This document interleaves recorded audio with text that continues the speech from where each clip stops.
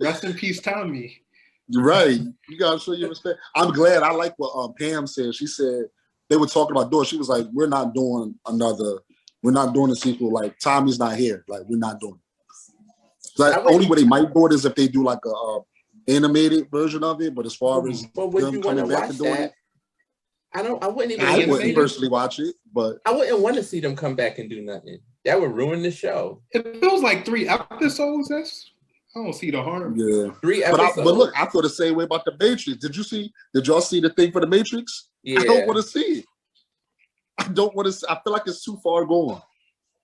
True. Maybe I'm tripping. I don't know. I feel like. Did you see all the Matrix movies? Yes. Or just the first? I only seen the first one. No, I haven't seen any of them. So how you haven't seen the Matrix? I saw the thing pop up. It was like Matrix Revolution or something. I was like, I don't care. Like I never seen the Matrix.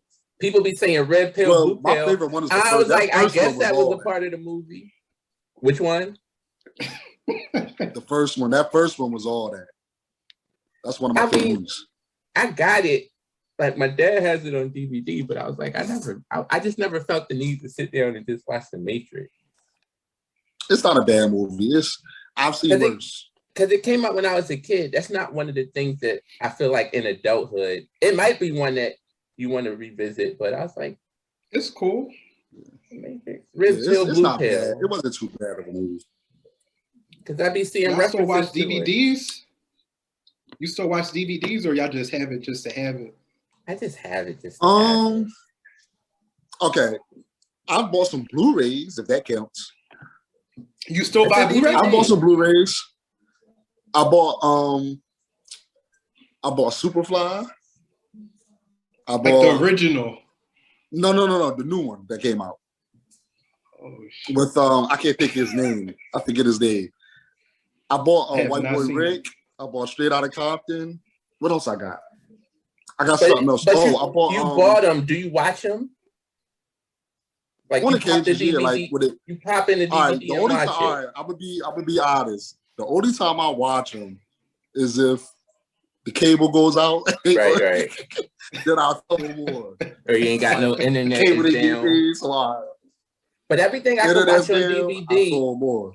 Everything I could watch on DVD, I could stream it. So I have it on DVD just to have it, but I don't watch them because it's too much to put in the DVD. I'm like, so like even like with VHSs, was you watching your VHSs?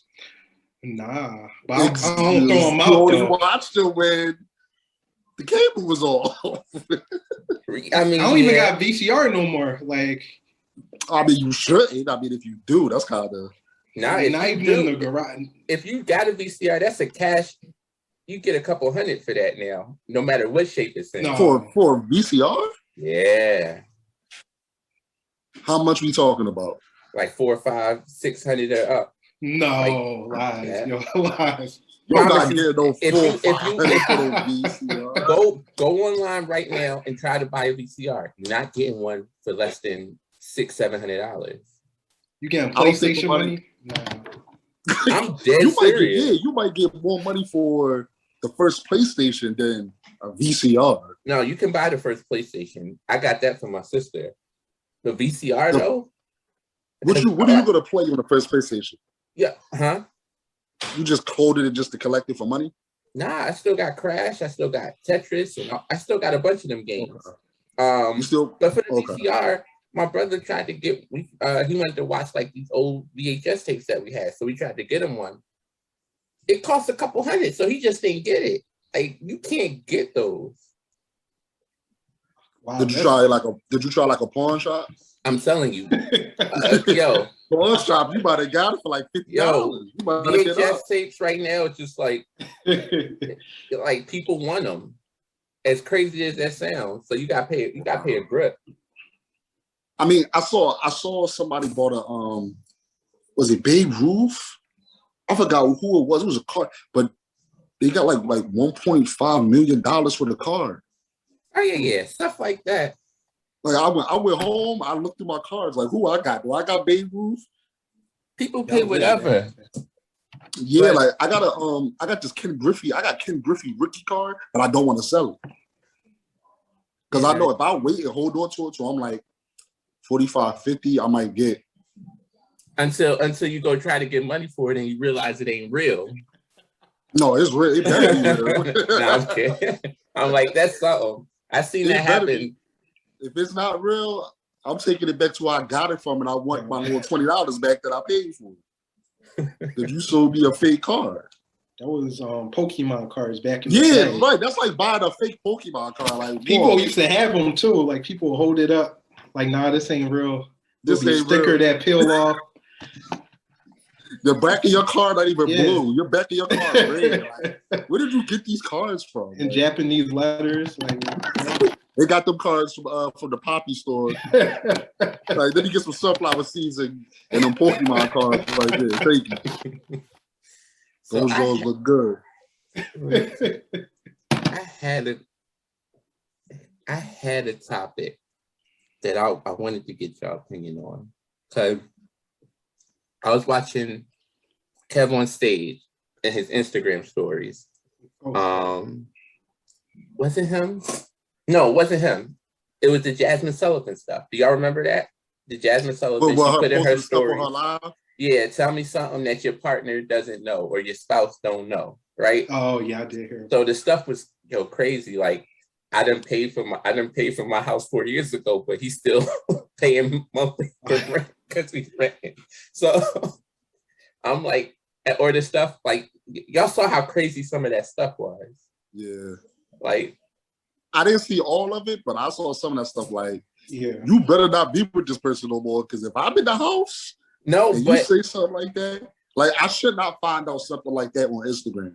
No, but it's not like they know. It's anonymous, so they don't know it. But the fact that people are comfortable even sharing some of them stories, because I was like, maybe it's made up, but I was like, some of that stuff is too detailed to be made up. Like that's real. Do you think it's real though? That's what I'm questioning. Like some of that stuff was so. Do you think women can be that grimy? Yes. I think anyone could be that grimy. No, but do you know? Anyone. Amount, I agree. No, but the amount, and all she did was ask the question, like name something that they don't know, and you think it's going to be something light, but all this stuff was heavy by multiple women. So like it's like this is a regular thing, where it's just like, yo, do women just do guys dirty That's now? Like with me, when if you got something like that, and if you suspect like something's crazy going on, I don't want to know. Keep that to yourself. No, but you. What do you mean? That to the grave. No, you do want to know. No, I don't. If you're in the relationship, you don't want to know, or if that's your homie, you don't want to know. I don't want to know. I might. Because I know me. I know me, and I know how I am. I'm gonna judge you. I'm gonna look at you totally different. So you want the girl to just keep lying? I mean, she's technically not lying. She just didn't tell me. But you want her to keep whatever dirt she's doing. You just want her to continue doing it and not know, or you have an idea and you just don't want to know. If I have an idea, I just don't want to know. Now, if it's something I don't know that I'm clueless to, then all right. But if I have an idea, like if I walk up, if I go to Made in America and I see you there, and you with some swole boy, he do 500 push-ups a night before he go to sleep. I don't really.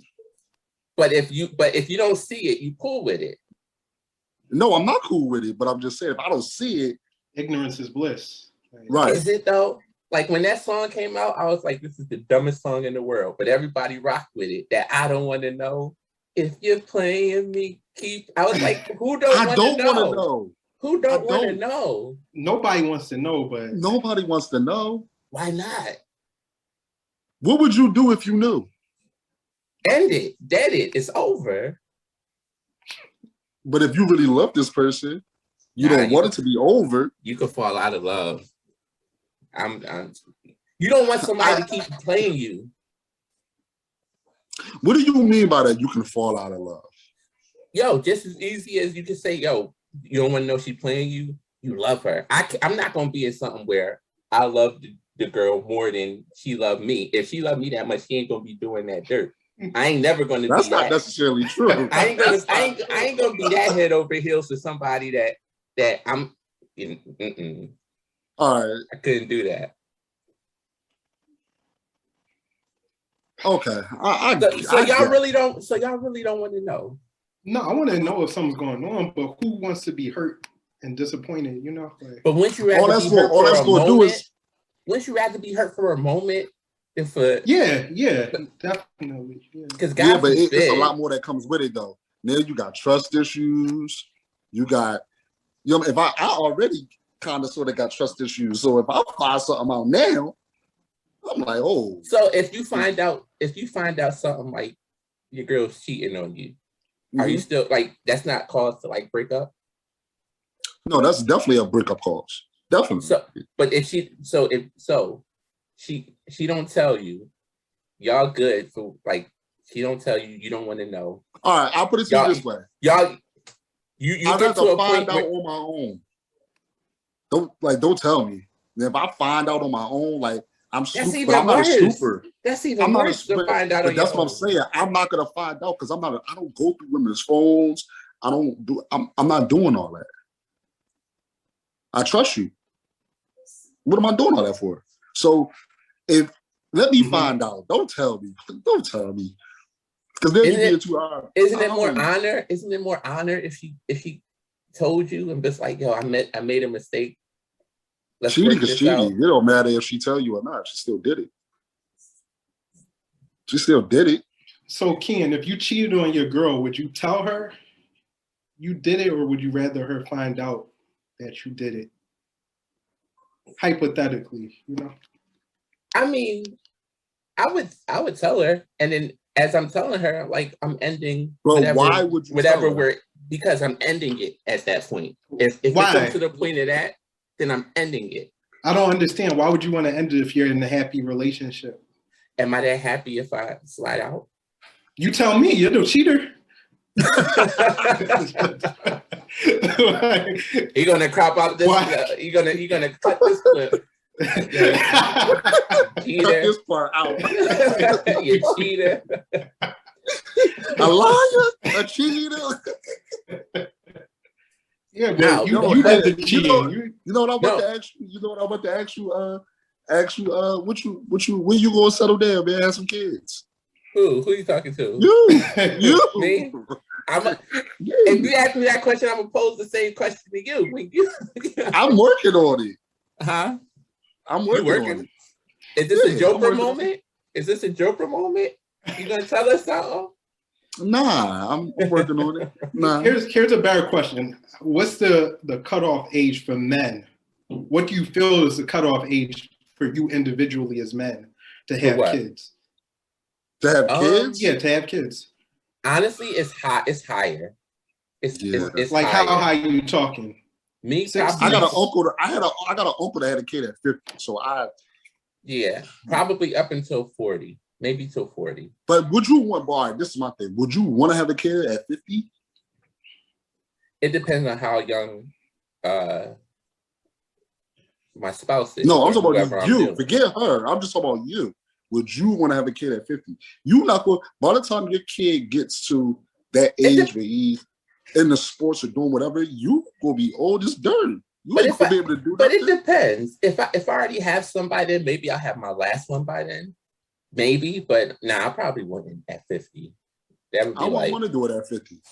My son would probably beat me up in the house. Nah, that ain't happening. Hey, I told you that. Like my son, mess around and have a house party while I'm home at 50. I'm still in the house and they party. And like, whoa, what is going on here? That's a little bit too. 50 might be a good cutoff though. Like if I'm like 40, in my late 40s, I would still probably have some. There's people in their 60s having kids. Well, yeah, that's too old. Nah, but you can't have that. You can't be in high school and then you got to take your parents to the nursing home. That ain't how it's supposed to work. Like I've seen kids like that at my high school. That's how it's going to be though. And I thought their parents was their grandparents. I went to high school with a kid. That's exactly what I'm saying. I went to high school with a kid. We had got in trouble at school. And his mom came, and I was like, "That's your grandma?" He was like, "No, that's my mom." And I was like, "Hey, that might be his that might be his grandmom knowing he just called her mom because she take care of. No, that's really his mom. Like, he had siblings that could have been his parents. Like, that's how old his mom and dad was. That happens. Yeah, that. But that's weird. Why would you? But you starting over. But I know people who have kids into their 40s. I don't know too many who have them into their 50s. Yeah, because that's a lot. Well, if you're a father, you can have, That's what I'm saying. If I'm a father, then yeah. And it depends on, because, people do that all the time. Like Michael Jordan, I would say. Like, he married Michael's on the young side. I'm talking like I'm pretty sure he was over 50. Yeah. He just had twins, didn't he? But there are people in their 60s and 70s in Hollywood having kids now with like 20-year-olds and 30-year-olds. I don't know their names, but it's happened. I be seeing stuff like that. That's because if you can afford it, why not? Yeah. Yeah, that's true. No, it isn't even about affording it. As an old man, like, do you want to deal? Can you imagine being 50 and your baby don't go to sleep and he just crying all night? Well, if you got the money like that, you ain't even gonna be taking care of the baby like that in the moments. Like somebody else is gonna be paid to do that. But would you want to do that as a parent? If you 50, you're not that old to where you can't take care of kids. But if you like 60 if you plus, 50 and you don't take care of yourself. True. You see what I'm saying? You 50 and you still eating pork chops and Eddie Murphy just had like his 15th kid, and Eddie's up there in age. Yeah. So I'm saying it can be. What happened to his Netflix special? I ain't heard nothing about that in years. I never heard about it, period. Yeah, you did. He's supposed to have a Netflix special, and it was supposed to be in the Dave Chappelle price range. It was supposed to be in that price range, y'all. It was when he was doing like the SNL. He did the little thing on SNL, like, and he was out doing like little small comedy clubs. I think preparing. So it was supposed to happen. I thought about doing stand up. It didn't go well. Did you try it? Yes, it did go well. Who wrote? Did you write your stuff? Yeah. So that's what you see. You need writers. What do I need a writer for? You need writers. It's okay to have a ghostwriter for your stuff. What was the audience like? May I ask?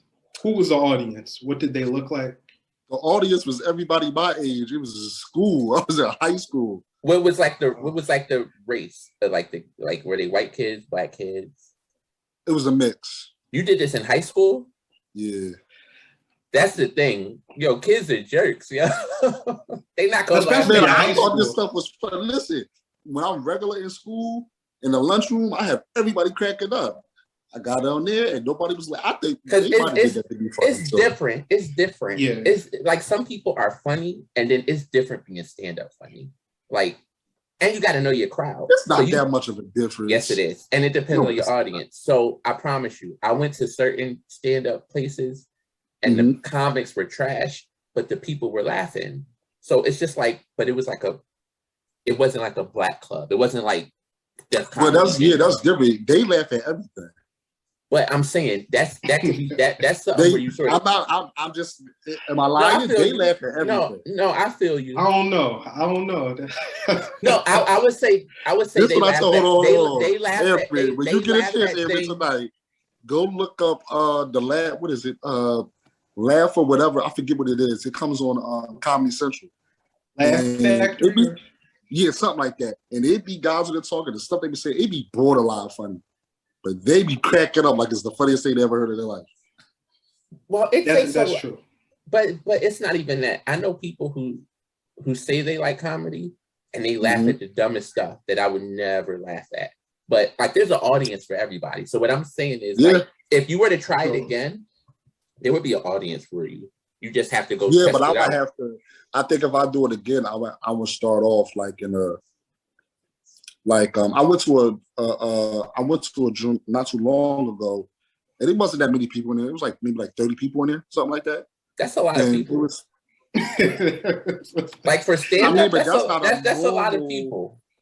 What 30? It's cool though. That's That's a nice number. That's a nice number. Yeah, I mean, I don't think you're gonna get a number smaller than that unless I'm at a hole in the wall and there's like 10 people there. But I'm saying that's the type of thing where I'm saying you just test something out just to see. Because like people literally got up there and like people were laughing and I'm sitting there like I wanted to throw something at them and boo them, but the vibe of the crowd was like, you know, church-like, supportive of whatever. Right. But see, that doesn't help me. I want you to boo me, so let me know. All right. If you decide to do stand up again, let me ghost fight for you. I'll get you. Why would I let you ghost fight? You're not that funny. Ken might have some. I would love to try it one day too. I'm telling you, I'm funnier than you. No, but it's not even about that. Like you and you got to have the right people writing. So like it's a lot of people who write stuff for stand up comedians who can deliver it. But they got the jokes, or they got the concepts. So I'm like, yo. Well, it's the same thing. It's the same thing with hip hop. There's some guys that are good writers, but they just can't perform it the same way. So they'll write it, let him perform it. But there's yo, don't sleep on my pen. I'm the ghostwriting stuff. Just watch. Because I know you're gonna go old school. Who are your like newer comedians that you like to watch? I watch. So the comedians that I like, my style is more like are the Patrice O'Neil's, the Corey Holcomb. You like Patrice? Where have you been? You like Patrice? Where have you been? Patrice is one of my favorite guys. Okay. All right. Corey Holcomb. Okay. I'm in the line. You like Corey Holcomb? I'm telling you, I study comedy. Okay. See, he changed his tune. Like maybe he got something. I didn't know that you listened to these, especially Patrice, Corey. Corey's fine. But that's my type of comedy. Because Paul Mooney's my favorite guy. I listen to nothing but Patrice, nothing but Corey Holcomb, a lot of Cat, a lot of Bill Burr. Like it's a lot of people. Do you like Deion Cole? Deion Cole's cool. That's my guy. You like Deion? I started listening to Deion Cole since the Martin Lawrence First Amendment stand up, where he was doing like the I don't trust no black man without. I got to see him before that. I forgot where I saw him at. I saw him on Comic View. He was chubby, right? He had the sweater on. Yeah, he was chubby back then. But everybody because even to this day, when I shave all the hair off my face, they say you got the rape face because it's Deion Cole. I don't trust no black man that ain't got no mustache. I don't trust it. Mustache, yeah. But where's your stash? But then but you know how he blew up? Because he was doing the stand up and everything, but then he started writing. He just started writing for people, and then the more you write, the more you polish your stuff up too. Right. So wait, was he writing? Who was he writing for? Do you know? He was on Conan. Okay. Yeah, he was writing on that. But he was writing a lot before then. But then he got asked to write on Conan because of like whatever he was doing. But he was doing the stand-up, but he got more into just like the writing behind the scenes. Okay. That's the same with Paul Mooney. Paul Mooney wrote for everybody, but Paul Mooney was still funny.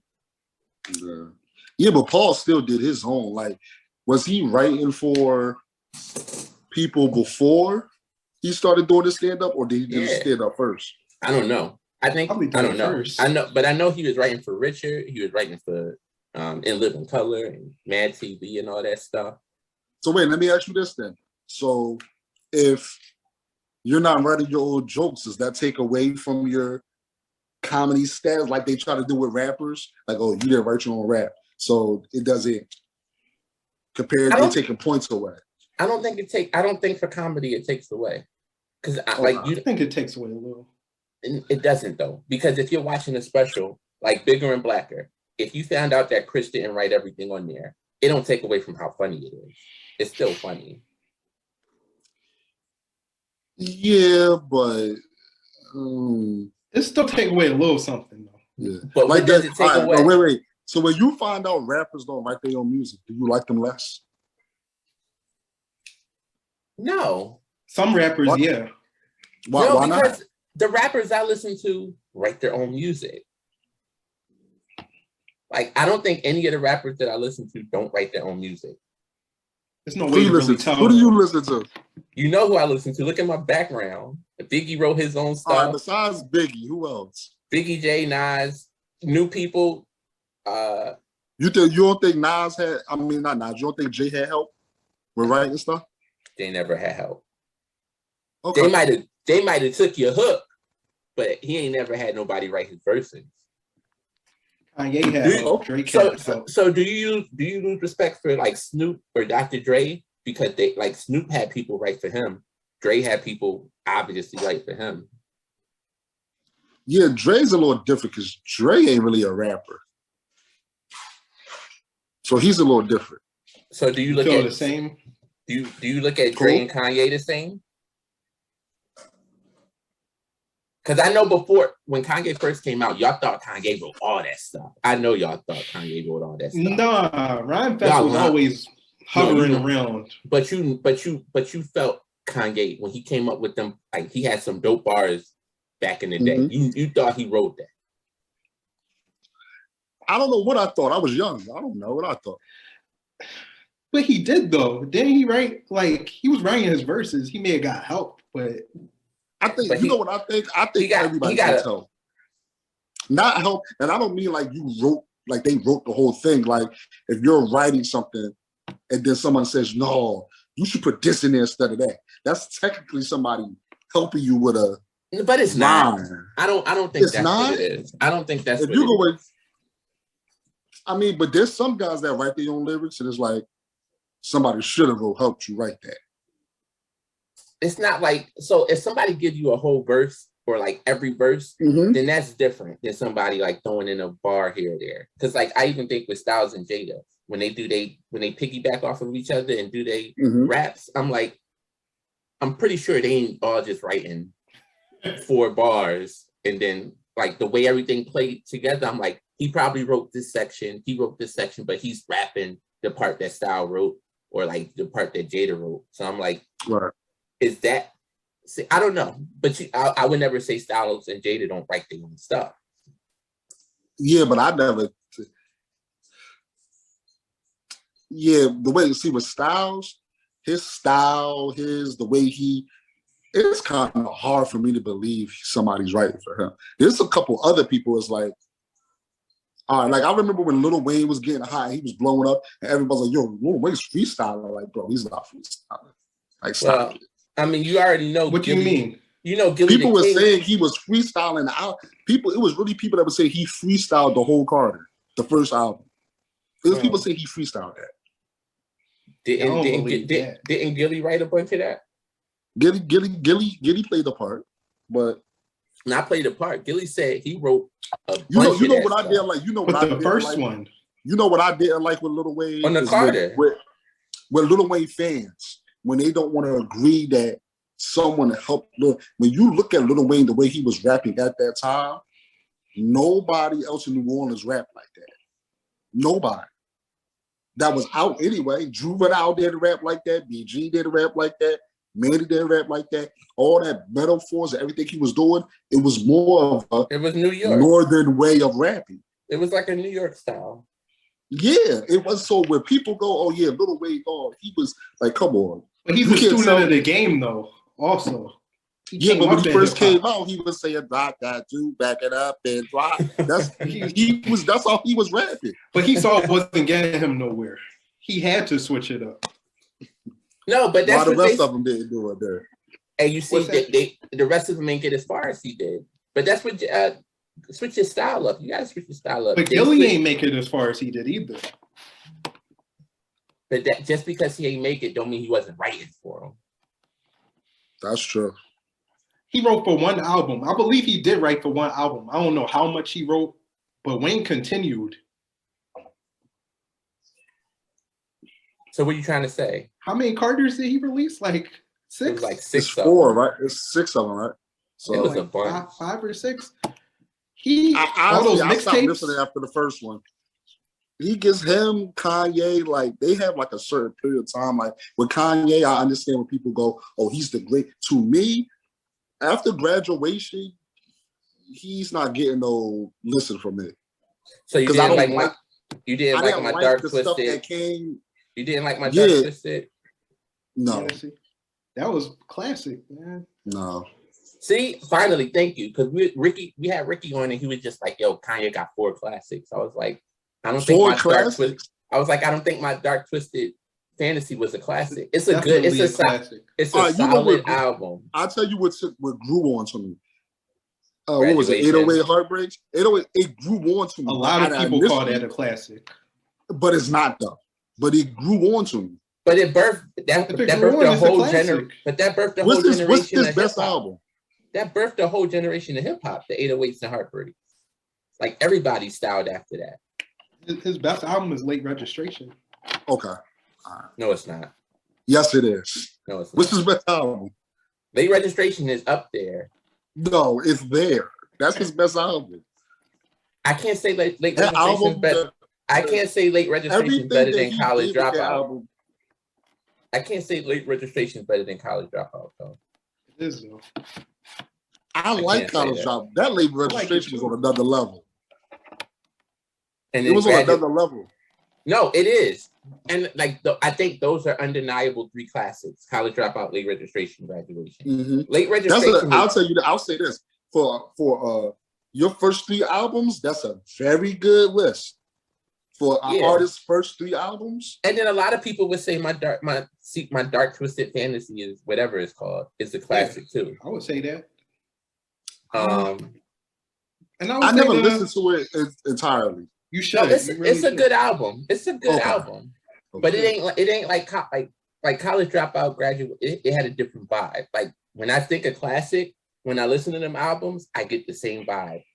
But we also gotta look at what we said when it comes to classic, because I think we use that word too loosely. Like, yeah, that's a classic. It's not.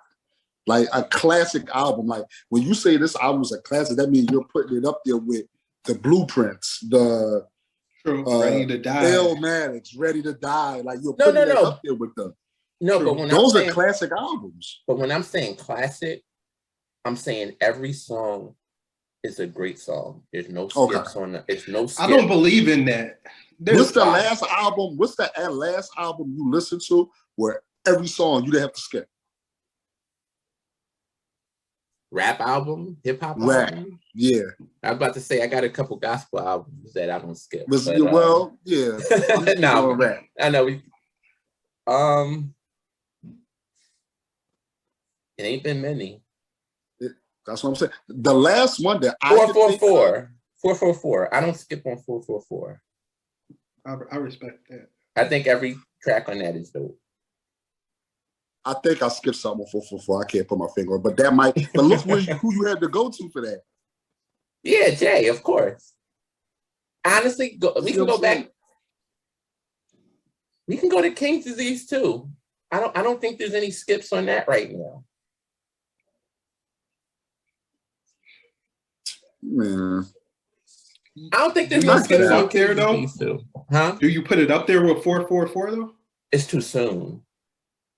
Okay, I'm glad you said that. That's good that you said that. Okay. No, it's too soon. Because there's some people, as soon as the album come out and they like it, it's a classic, and it's something that album's better than you. Like, whoa. Nah, when something comes out, I said this has the potential. Like when King's Disease 2 came out, I'm like, this has the potential to be a classic. Because even now, we got the Kanye Are you album. saying this from an unbiased place though? Because that's the kind of music, that's the kind of music you like. There's a lot of people that don't like that kind of music. Yeah, but if you don't like that kind of music, you're not gonna have an opinion on it. Like you shouldn't have an opinion on it. I ain't gonna say you should have an opinion, but so if you don't like Nas, you're not gonna like the album. Yeah, but it's like that with anybody though. If you don't like Jay, you're not gonna like none of Jay albums. But you can appreciate it. So like I don't think every joke is funny, but sometimes I appreciate a joke where I see like where it's coming from or like it has the potential to be funny. Same with music. I'm not a huge Drake fan, but I listened to the album and I was like, there's a bunch of records I like, a couple throwaways, but like I see where he was going with that. It's just not, I wouldn't consider that. I have never listened to a Drake album in my life. Did you listen? So you didn't listen to the latest one? No. Why not? So you saying albums? So you don't like Drake songs at all? He has good songs, but I'm not. So if he has good songs, why not sit and listen to an album of good songs? You just don't like Drake. No, it's not that I don't like him. He's not somebody I go. But when he raps, I don't want to be disrespectful. I'm trying not to be disrespectful. But when he raps, he's okay. He can rap. Say what you feel, man. Say what's on your mind. Listen, he can rap. But with the spinners, I don't think he can really mess with the Pusha T thing. Like, as soon as I see what was going on, I knew what it was like. He's not gonna. I knew he wasn't going to respond the way that everybody wanted him to. He can't beg with Pusha T bar for bar. But you wouldn't need to. Like, why not? He's on a level that he don't have to worry about them. There's a lot of people who can rap, but that don't like. Why would you give them attention? Jay didn't give everybody attention just because they could rap. Like when you like people. No. Early Jay did. Not everybody though. Only if you was worth the time. Early Jay did. Early on, he was going down a lot of people. He gave a lot of. What was that? Not Blueprint. Was it the Dynasty? I think it was. It might have. Who was it? It might have been Vine. He came at a lot of people on that album. He came at a lot of people on Blueprint too. He came at a lot of people on a bunch of that stuff. I mean, he don't address everybody now. There's no need to. But a younger him. So let's stick on this because we're talking about Jay and how he addresses people. So on that Drake album, the song with Hove, like the Love or Hate, whatever record, with Jay's on. Did you listen to it first off? You didn't listen to it. No. You don't listen even when you see Jay's on it. You don't even listen to that song. First of all, listen. I like Jay like everybody else, but everything Jay puts out don't deserve a listen. Are you kidding? Everything he's on don't deserve a listen.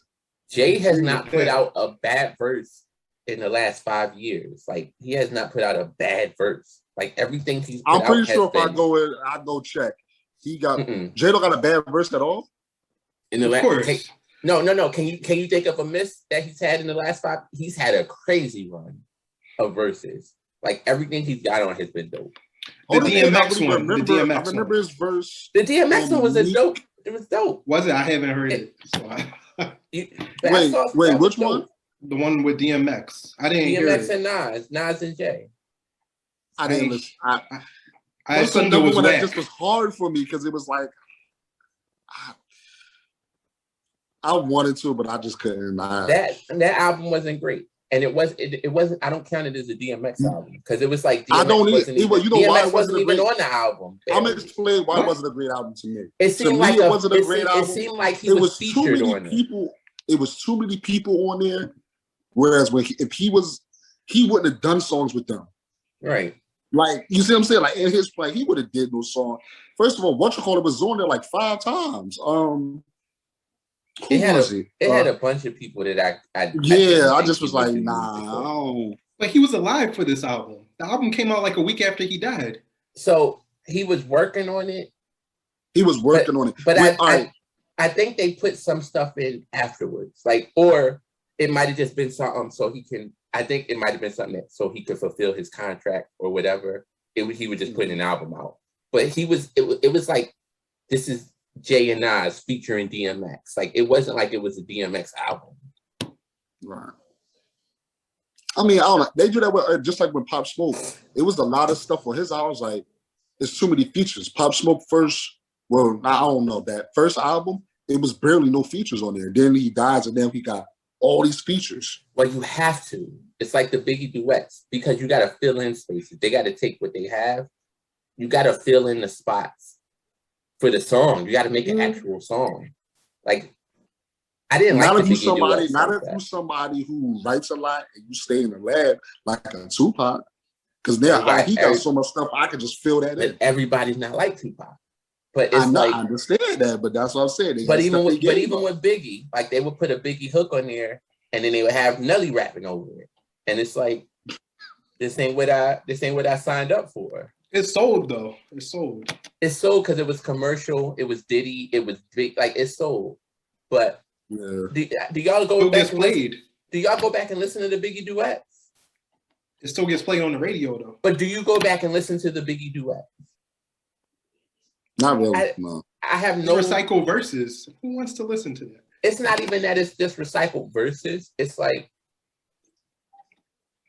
with the Tupac. Like even when you were talking about Tupac, when they came out with that Pac's Life record with Ashanti singing on the hook and T.I. rapping on it, I was like, Pac would never approve of this.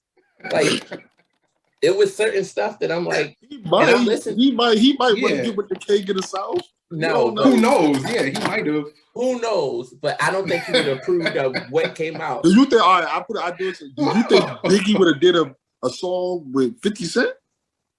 Yeah. Yes. Absolutely. That felt authentic for a while. I was like in middle school. I thought that was a real song, but Biggie would have did a song with a back. Yeah, he would have. He would have did a song with even with everything that was going on with him and Diddy. He'd have did a song with 50. I don't know if they was beefing like that back then. Well, you don't know if 50. I mean, Diddy and Biggie was beefing like that because there's rumors out there that they people trying to say that, but Little C's said it on what you call it. That was Little C's is compromised now. You can't believe everything that Little C's say. So what I'm saying is, like y'all all heard of the commission. What was the commission? It's supposed to be Jay, Big, like Big was like I think that's why they say he did the double disc. He was going to get out his contract and he was going to go to Rockefeller. But it's a lot of stories with Diddy and Big. But who's to say they would have been cool? I think they would have been. Like, I think he would have been. I mean, he changed that man's life. I mean, but the Lox was beefing with Diddy because of that. That's a different story, though. The Lox was young too. Yeah, they were kids. That's a different story. Biggie was like 24. Yeah, but him and Diddy kind of came in together, helping you. Like you see what I'm saying? So did Mace, and they ain't stopped. No, Mace ain't coming with. Mace came after. Like, but Mace and Diddy was close, like Biggie and Diddy. Diddy did right by Mace. Mace left Diddy. He left the game. Mace did the same lots, free me out of my contract not too long ago. He was still in bondage up until a couple years ago. That's because Diddy said, yo, this man just left. He wanted to become a preacher. And I was like, all right, you don't got to fulfill your contract. And then he came back a few years later on G Unit. Like, no, you come back to G Unit, right? No, they didn't. No, he didn't let him. Diddy didn't let him. He didn't let him. And that's where the whole Diddy 50 beef came from. They was beefing over Mace of all people. But honestly, I don't really think it's that much of a beef. Because if it was, he wouldn't have his son on Kanan right now. So it ain't that big. It's not a beef. 50's good at promoting stuff. It's not anything Ja Rule, Rick Ross, okay, yeah, that's a real beef for 50 Cent. Well, let's speak on 50 real quick. What do y'all feel about him? How do y'all feel about him dissing Michael K. Williams? Rest in peace. It was out of line. It was out of pocket, but he's 50 Cent. He do stuff like this all the time. So is that the reaction? It was out of line. It was out of line when he said. I'm not saying it wasn't out of line. It was out of pocket. Because I had that same reaction. Because when I saw it, I said, yo, this is foul, but it's 50. I didn't expect anything less. It's 50, right? It's like, and I won't be too mad. But people always tell you keep that same energy. Like he was doing this beef and stuff with Michael K. Williams when he was alive. But if you look at what he did he really do anything wrong? Because he always promotes his show, but he said, yo, and on that, and God forbid, on that last episode of Raising Kanan, it was about the girl overdosing on whatever the crack was laced with. So it was like in the same ballpark of what happened with Michael K. Williams and the fentanyl. So he was like, yo, he gave a good message, but people just took it poorly because he said, yo, them drugs ain't no joke, or stay off them drugs. And then he posted, wait, can I tell you why people like 50? Because he posted that, he deleted it. But then he posted another post saying like 50 Cent, people in comments or whatever, internet's not happy with 50 and how he laughed at Michael K. Williams. So he posted that and then made a comment like doubling down on what he posted the first time. So no, keep that same energy. He don't care. So that's why people like, it's like with 50, you can choose to hate him and you can leave him and you don't have to follow him, but people are going to follow him. And because he doesn't care. He's one of them people that's dangerous because he doesn't care. He just doesn't care. But it's low down, right? It's slowed down, yeah. It's slowed down, but it's despicable. It was out of pocket. All right. It's one of those things where it's like, that's something you probably should have just kept to yourself. But he wasn't. He wasn't. I know he wasn't, but that's just something where can we stay with 50 real quick, because I was so disappointed. Not disappointed, because you love, like, people have grown to love 50, right? And like the younger generation, because 50's a funny person. He's funny, but when I'm saying hilarious. It, when the news of the verses with Fat Joe and Ja Rule came out, like, people. First of all right. I don't mean to get off at 50. Hold on. Why would I watch a versus with Ja Rule and Fat Joe? Don't be so disrespectful, Ian. Ja Rule's a legend, yo. Ja Rule's a whole legend. That ain't what I'm speaking about. Ja Rule got hit. Ja Rule's catalog is very long. Okay. So why wouldn't you watch Joe? Yo, Fat Joe's catalog crazy. Name it. Yo, Fat Joe is a sleeper. Fat Joe got. I agree. I think he's a sleeper. Fat Joe got monster records. Name them. You're gonna see him on Tuesday. No. I want you to name them. No. Do I gotta go down? So it's some things. If he puts on the stuff with Pun, if he puts on Twins deep cover, that's a win for me.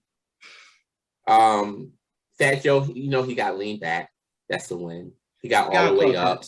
He got Make It Rain. It depends on what Ja Rule. That's why I tell people. That's why the Locks won theirs, because the music that Dipset played but they rebutted everything. When they came with Ballin', what did the Locks play after that? But I'm telling you, All About the Benjamin. Fat Joe. He played New York, and then Jada came back with New York. They rebutted everything. But Fat Joe is on a lot of records. I know that. A lot of major records. King, you saying deep cover is like a cheat code, but it's really not. Pun isn't there to perform it. It don't matter. That's going to be awkward. No, it's not. It does matter, because no, it's not. Tell me Fat Joe's verse. Tell me Fat Joe's verse for that song. Exactly. You know Big Pun's verse. He gonna perform Big Pun verse then. He ain't gonna have no choice. Italy. He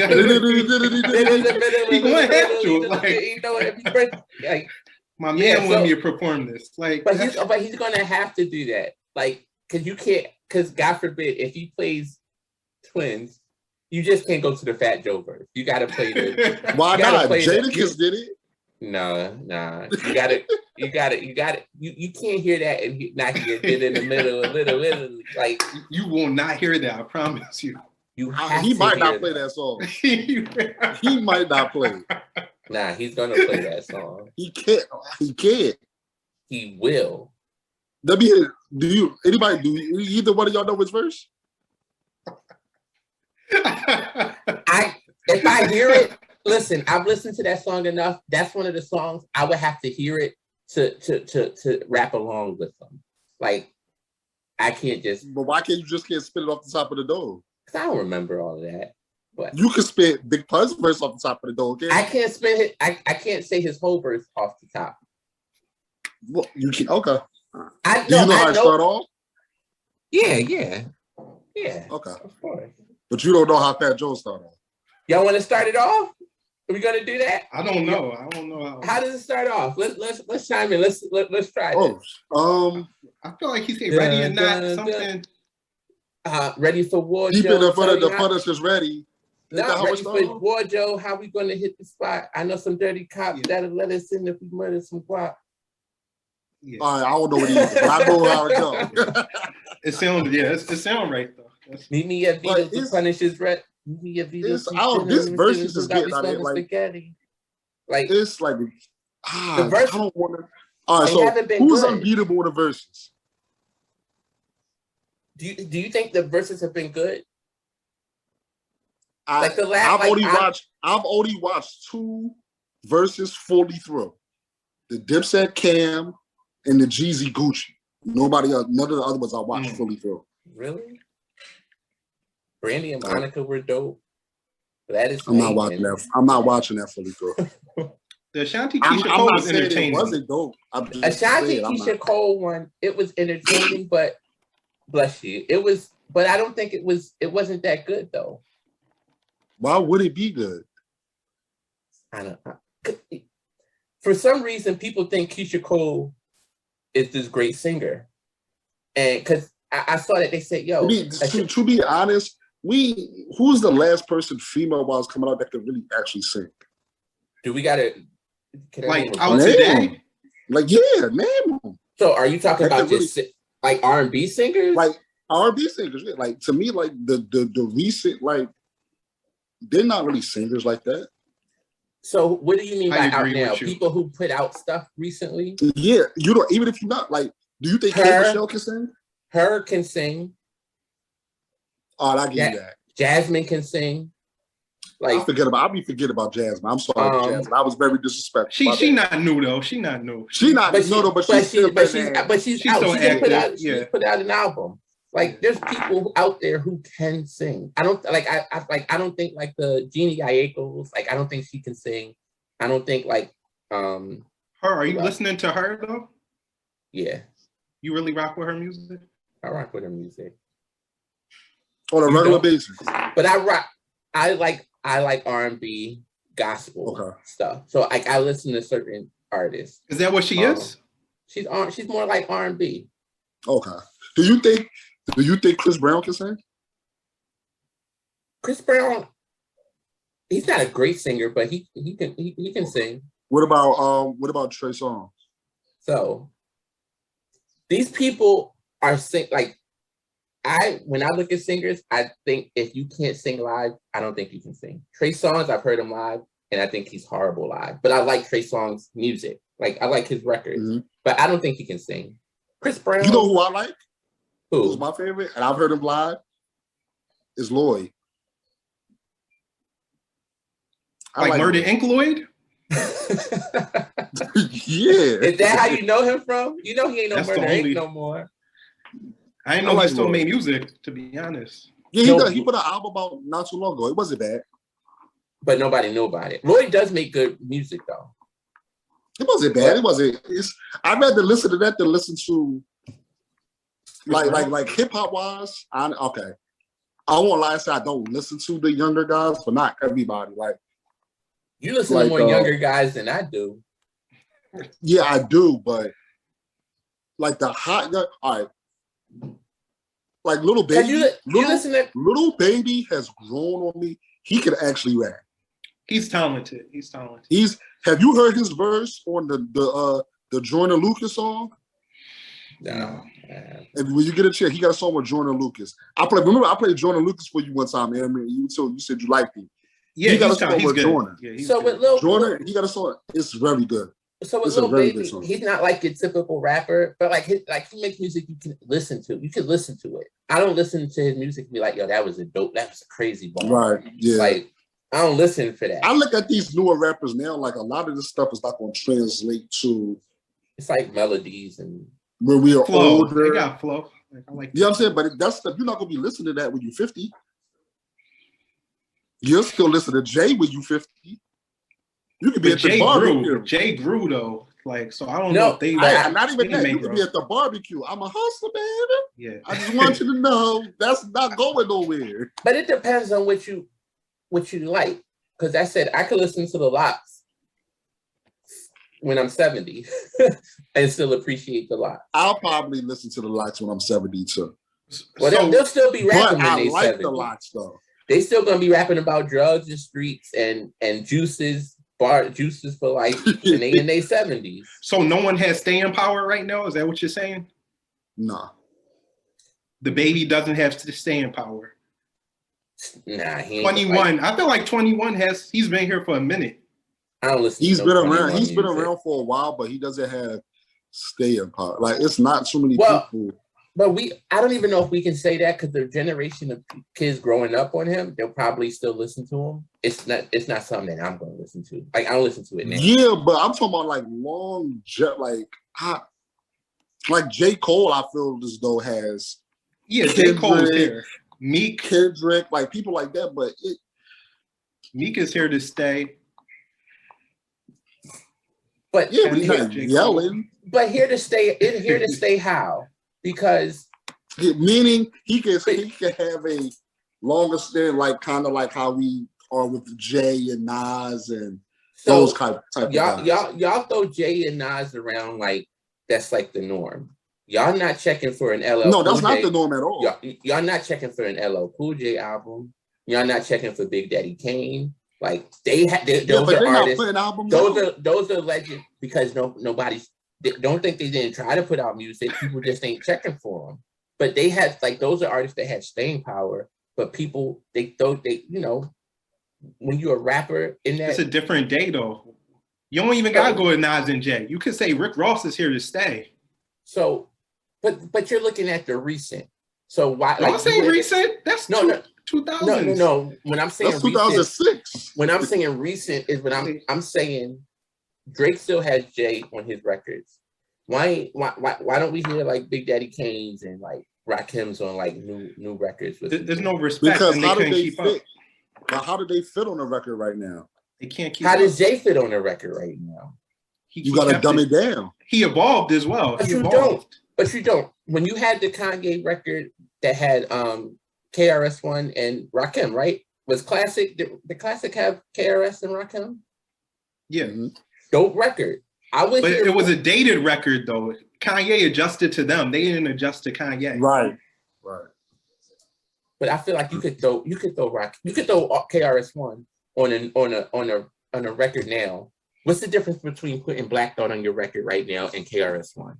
Like the beats, none. The beat selection. But KRS-One can ride on the beat. A beat in today's time with his old school style. Like Black Thoughts is more, and I love KRS, but Black Thought is more. Is a lot. I don't agree with that. But and can I tell you why I don't agree with that? And y'all can fight me on this. When people put Eminem on their records, no matter what the beat is, they'll change it up to fit him. Why can't that stop it? And every song I've listened to for Eminem recently, it's a whole different beat, and he comes on. Too. That still changed up. Did that? A little bit. It ain't changed up drastically, but that's his phase. So you don't think? Yeah, but if you want me, you don't think KRS-One can rap to the EPMD record? Yeah, he could. He could. I'm not knocking them. I'm just saying. So why don't we show the reverence to like our forefathers? Because they don't have enough fans. That's one thing. Jay is Jay. I think that's Rick Ross is Rick Ross. Like they're still relevant. But the thing is, you can say they don't have enough fans, but we the fans. The Jays, they're the fans. Like they put them on your records or do collabs with these. Kian, perfect example. EPMD 2. I feel like they had maybe like 4 bars on this song, and the song is named after them. You would think. M went for a long time. Nas went. They had like 2 bars. Like, and that's. I think it doesn't translate over well. It just doesn't. But it hasn't happened, so we don't know. I think it could. All right, I'll put it to you like this. There's a lot of guys, I'm not going to name everybody, but there's guys who can rap. They're very good, but they're not. Because that's just not where we're at with hip-hop right now. We're rap in general. They don't care about if you can rap. Honestly speaking. But the thing is, you put it out for the people that you put it out for. Everybody, like, Nas didn't get the same acclaim that Donda and Certified Lover Boy got, but it's still a great record. It's still a great album for those people who appreciate that type of but those hip-hop. Those Kanye and Drake fan base is so like, anytime you could do something, like Kanye can go and say the craziest things in the world. and his fan base is still gonna back him no matter how wrong he is. But like Styles P puts out his little he puts out his that EPs. album was a very good album. No, but he puts out EPs. Black Thought puts out EPs, and the same amount of people don't navigate to him, but they still put them out. I'm saying you can still, like in today's streaming world, you can still. How many people you know listen to Black Thought? Ricky just said that's his favorite MC. I don't care what Ricky said. I asked you, how many people do you know listen to Black Thought? I know people who listen to Black Thought, who say they listen to Black Thought. I never seen them pumping Black Thought. I've never been in my car riding around and somebody pulled up next to me and they're blasting Black Thought. That's never happened. But so this is what people say, because even when we talk to people, we've actually had several conversations with people about Black Thought. I like Black Thought. In my opinion, Black Thought is a top 5 rapper. A rapper? Maybe in Philly. In Philly, no. Yeah. No, all time. He's there. Maybe talent-wise. Maybe talent-wise. Him and Andre 3000 are there. Are you just saying talent-wise? Talent-wise, yeah. But talent, he don't have him and Andre 3000 I'm talking about for me, my list. But they don't. But I'm saying him and Andre 3000. They don't have they're great, but they don't have the catalog to be in the greatest. You could say Andre does. You could say his Outkast stuff, the early stuff. But if you say I'm just saying for me, for my like whatever the GOATs, whatever you want to call them, for me, them two are there. But you don't listen like me. You don't just but do you listen to Black Thought? Like you listen to Black Thought albums? The one that just came out? No, I didn't listen to it. No, like any albums. Like I've heard a Black Thought album, yeah.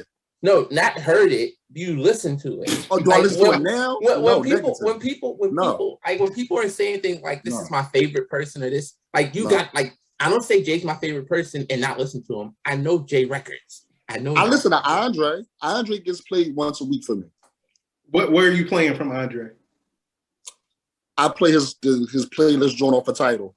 All that stuff that come up. I play all that. Album-wise, he don't really got no albums per se, which is him. The Love Below. I listen to the Outkast stuff. The Love Below is his album. Yeah, but I don't really listen to the Love Below. So are you really an Andre? You really an Andre guy? Yeah. Everybody got bad. All right. Jay don't got no bad albums? Yeah. Magna Carta. The Love Below wasn't a bad album, though. That's the only bad album he got? You think Jay has more bad albums than Magna Carta? Yes. What's a bad Jay album? Please explain. Okay. Let me give you a lesson in Jay. Like Jay, that's the only album that I don't really rock with from Jay. Jay got one bad album. Name another bad album from Jay, and what was the album with the red cover? Kingdom Come. Blueprint 3? A bad album.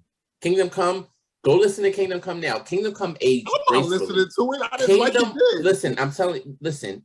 And I was in that boat with you when Kingdom Come came out. I was like, I don't know how I'm feeling about this, but Kingdom Come is a borderline. It's a borderline classic. No, it is not. I'm not even kidding. Okay, can we go that far real quick? Go ahead. Can we go that far real quick? Let's just go. So Jay got one bad album out of all his albums. He has one album that I don't rock with like that. But I think if we go through, let's do this. And I'll show you. Reasonable Doubt. Is that a good album? Classic. Can you say classic, Ant? You're not gonna call it a classic? I give you classic. In My Lifetime, Volume 1. It's not a classic because it has a few songs on there that I don't. It's Here For Me. No, I don't care for that album. It's Here For Me. No, that album. I'm just not gonna be disrespectful. That album is incredible. The only song I don't like is I Know What Them Girls Like, but every other song on there is a smash. Is that the Lil Kim joint? Yeah, with Diddy and Lil Kim. Yeah. But The City Is Mine. I don't like that either. But great record. Come on. Imaginary Players. Watching. Friend or Foe 98. Lucky Me. Classic. Always Be My Sunshine. That's a dub. Who You With. There's only 2 songs that make this not a classic album. But I'm just saying. Wait. Let me ask you this. Wait. Hold on. Come on. So in order for an album to be a classic, it got to be a put on play all the way through? It can't have any skips for me. Ken, I don't agree with you on that, though. Because you said College Dropout is a classic. College Dropout, what's the skip? Kanye workout plan. That's a skip. No. You come on now. Come on. You not you listening to that in 2021? No. Can I tell you right now? I have a hip hop playlist where I have like all the hip hop albums, and it was just on. I put it on shuffle. Yo, the workout plan came on, and that record still bumps. Yo, come on, man. Come on. That record bumps. 1 and 2 and 3 and 4. You really playing that in the car? Like I had it playing in the car. The man said, "Give it time, breathe." Yeah, what? It was cool when it came out, but I'm not still. No, but you're not gonna. It's dated. It didn't age well. What I'm saying is, if it comes on, you're not gonna skip it. I would. Why am I not gonna skip it? As soon as I hear, so is that the only bad song on there? That's the only one I could think of that was. That's the only one I could think of on the top of my head. But that's what I'm saying. You're saying that's why you disagree with me. I've done that. Still a classic album, though. No, I've done that recently where I just let College Dropout and Late Registration and Graduation play in order. Okay. And I did and College and Workout Plan. It goes well with the sequence. Like it works. Okay. Even Late Registration, you gotta be in the mood to listen to Gold Digger. Like after a while, it's just... I don't like Gold Digger. I skip Gold Digger. But you know the one record, and I think about the first time I heard some of them records. Yo, the first time I heard Gone. Which one was Gone? With Cam? With Cam and oh yeah. Like when he came I was like, when he came back, I was like, this is a different breed of animal, until you found out he don't write his stuff. See, I thought Cam was going to perform that at Versus, but no. Who's in his corner? I was cool with him leaving that alone. No, no. I was cool with him leaving that alone. Let's go into this real quick, because I thought the Versus, it was cool, but the same way the Lox, they didn't lean on Sheek and Styles' catalog. And they didn't just lean on the Lox. Right. No, yeah, what I'm saying, like they play Jada records. Cam got records that will wipe Jada out. Cam got some smashes. So what should he have played? I think Cam could have played. I think Cam should have played Horse and Carriage. I think Cam could have played What Means the World to You. What Means the World to You? Yeah, he ain't played that. Yeah, he should have played that. Yeah. Shame. No, What Means the World to You? That's a My money, my clothes, my fish, my fish. Yo, that's one of my favorite songs. But if he did a bunch of records off that SDE album, he got some smashes on there. He didn't play the Old Boy, did he? He played Old Boy. Did that? I don't remember. I think he did. I think he played Hey Ma. He ain't play Old Boy. He did. He should have played what's the song with him and Kanye? They stuck more Down and Out. He should have played Down and Out. He should have played Down and Out. But what I'm saying is, if they bought Kanye out when he did it, if they lean more, that would have been a big You listen. That's like bringing Jay out. You can't come back from that. But bringing Kanye out for that, yeah, because I think that's one of Cam's best records. That's one of his best records, yeah. But what I'm saying is, they relied too much on Duet. Like they tried to do Dipset as a whole. If they played the Jim Jones song, I had never heard in my life. I think Jada said that. Like, can I tell you? Nobody knows this. Like, can I tell you how Dipset would have won? If they had did the first 10 records as Cam records, and then the last 10 records as Dipset records, or if they flipped it, did like the first 10 as Dipset, and then did Cam records. I understand what you're saying, but as a group, Dipset don't got 10 records to play. That everybody knows.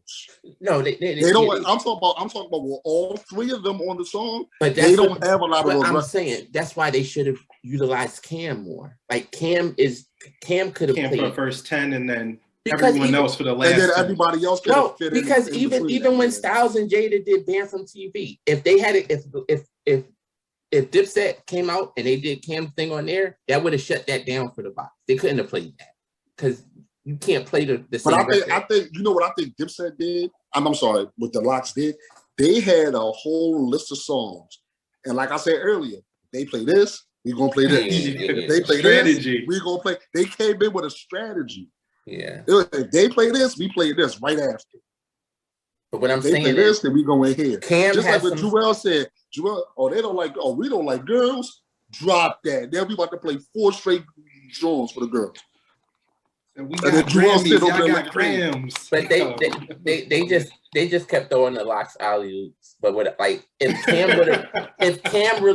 Cam would have really been into it, I think it's because he wasn't into it. If he had really been into it and he sort of dominated that, they would have took that. Like I thought he was gonna come out with the pink fur, and I was just like, that would have said, even if he took it off, like you come in prepared for that.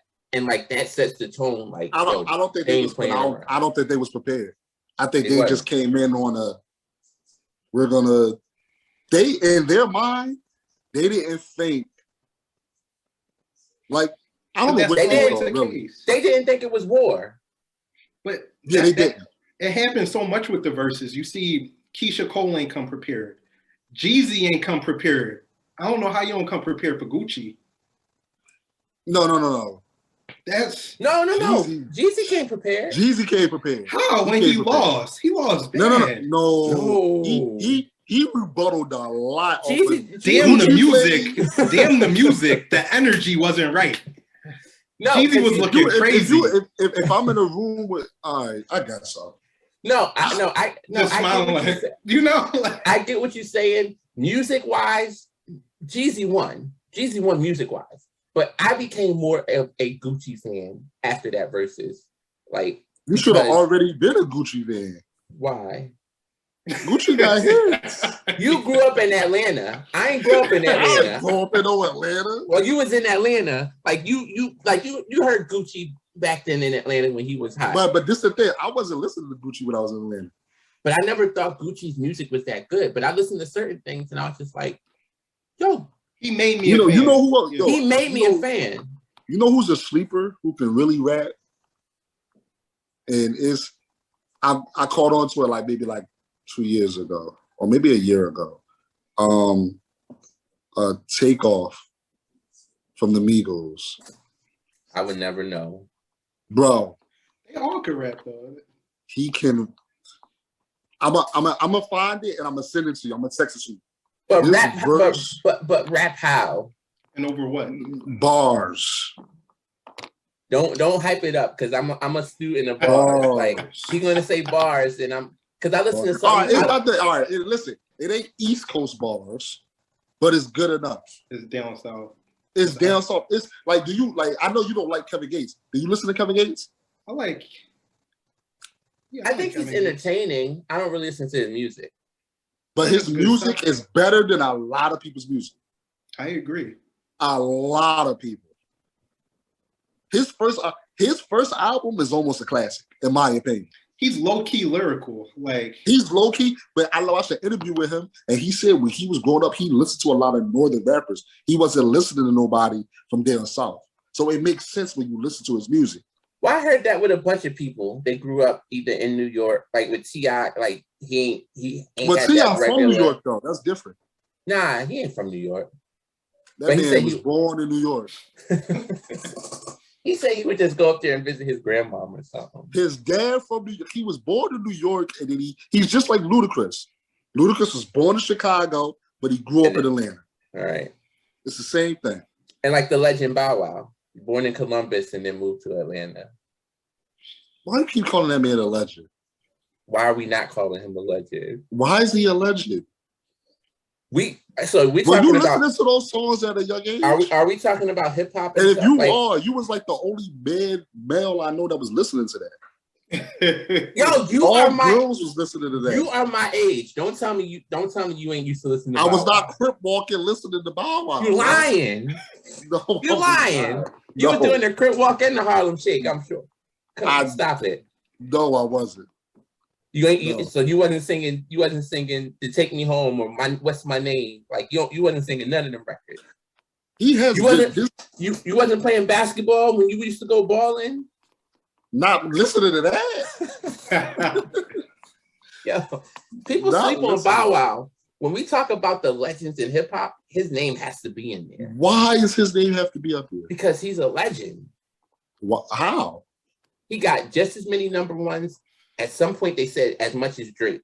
Like Bow Wow had a lot of number one records. Like he got hit records. You can't put him with other people though. Like a child star, he is a legend in that record. As a stop. Stop saying child star.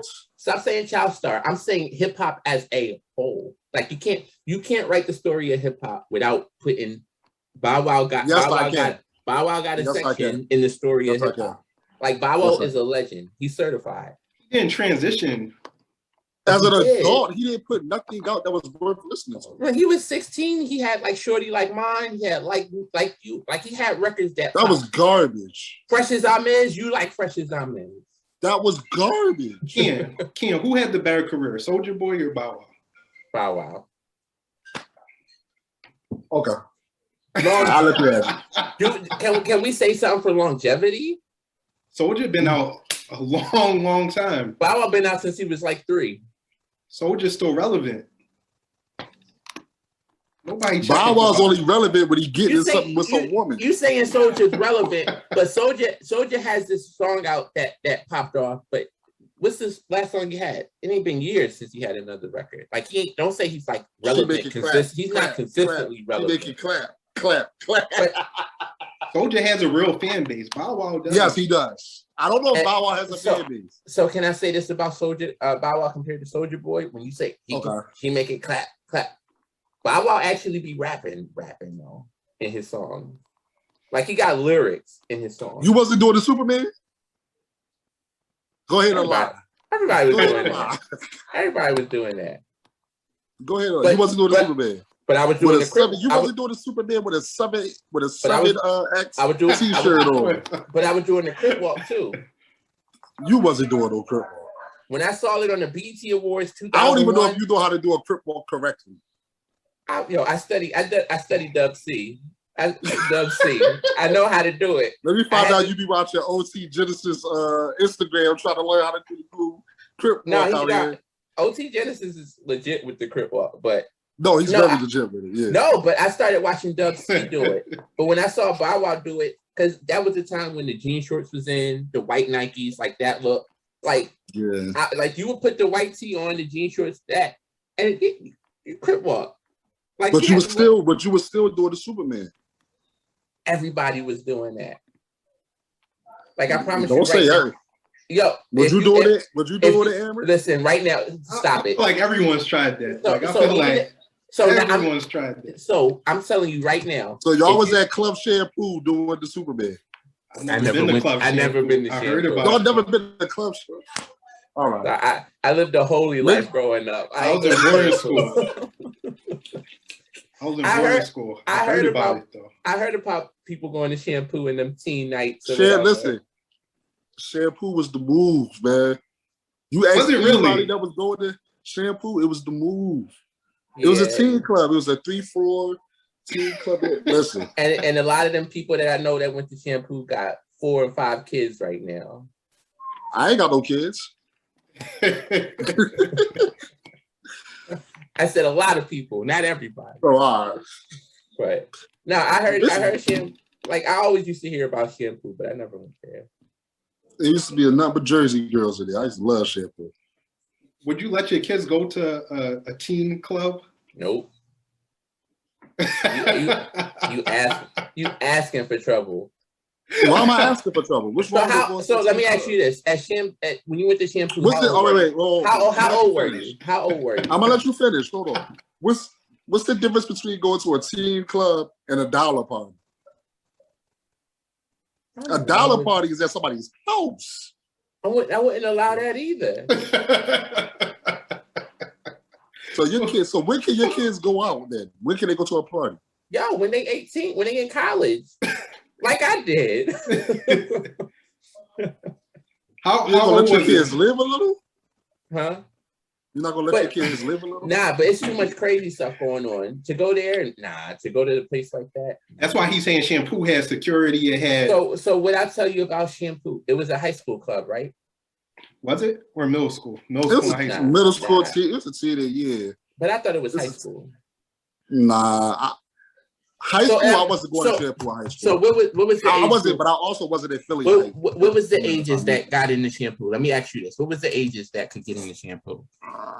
Don't say 18. No, just give me an age. Just give me an age range. Because I'm thinking like 13 to 17, 13 to 17. When I was going, I was like 16, maybe 15, 16, something like that, maybe. But you can get 14, in. 14, maybe? Like you in ninth grade and you 13, 14, you can get in. I'll be darned. Let me send my daughter at 14 to a club and she dancing on 17, or seniors or whatever.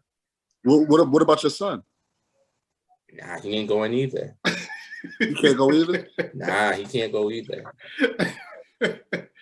So can they go to, like, if somebody in their class has a party at,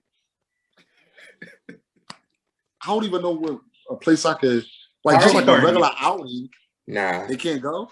Nah, I went to school. I know what them stuff. Nah, can they go to a school dance?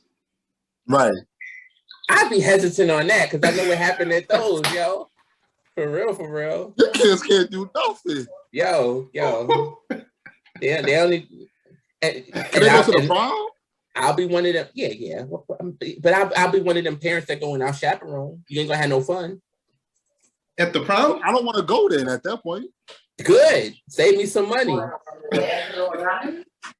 Ain't no money. It ain't cost that much to go to those. No, but nah, it's too. I see what happens. Would y'all want a school dance? I don't. Yeah, they could go to the school. Ain't no bumping and grinding at a school dance. Yeah, it is. Okay. You don't think so? It wasn't. I don't remember bumping and grinding at a school dance. The administrators was bringing that right up. Was that going on at Shampoo? That's different. That's not a school function. That's a nah. Did it cost money again to Shampoo? Yeah. Like what? How much? 20? Heck no. Like 10. Because you're not buying drinks at a bar, right? No, you're not buying drinks. No. You're buying Sprites and Coca-Colas. Was it drinks at all? Nothing. I was in there looking at the eye candy. Yeah, that sounds kind of crazy. I couldn't let one of my kids go tonight. And how they get in there? You're gonna be the one to drop them. You got to drop them off, and you see a seat full of predators. Nah, I'm good. Predators. If God, let me drop off my 13-year-old daughter, and I see 17-year-old dudes that look like they're about to enter the NFL. Or what? Nah. She's not going. First of all, nobody was even built like that when we was younger. These new kids is now.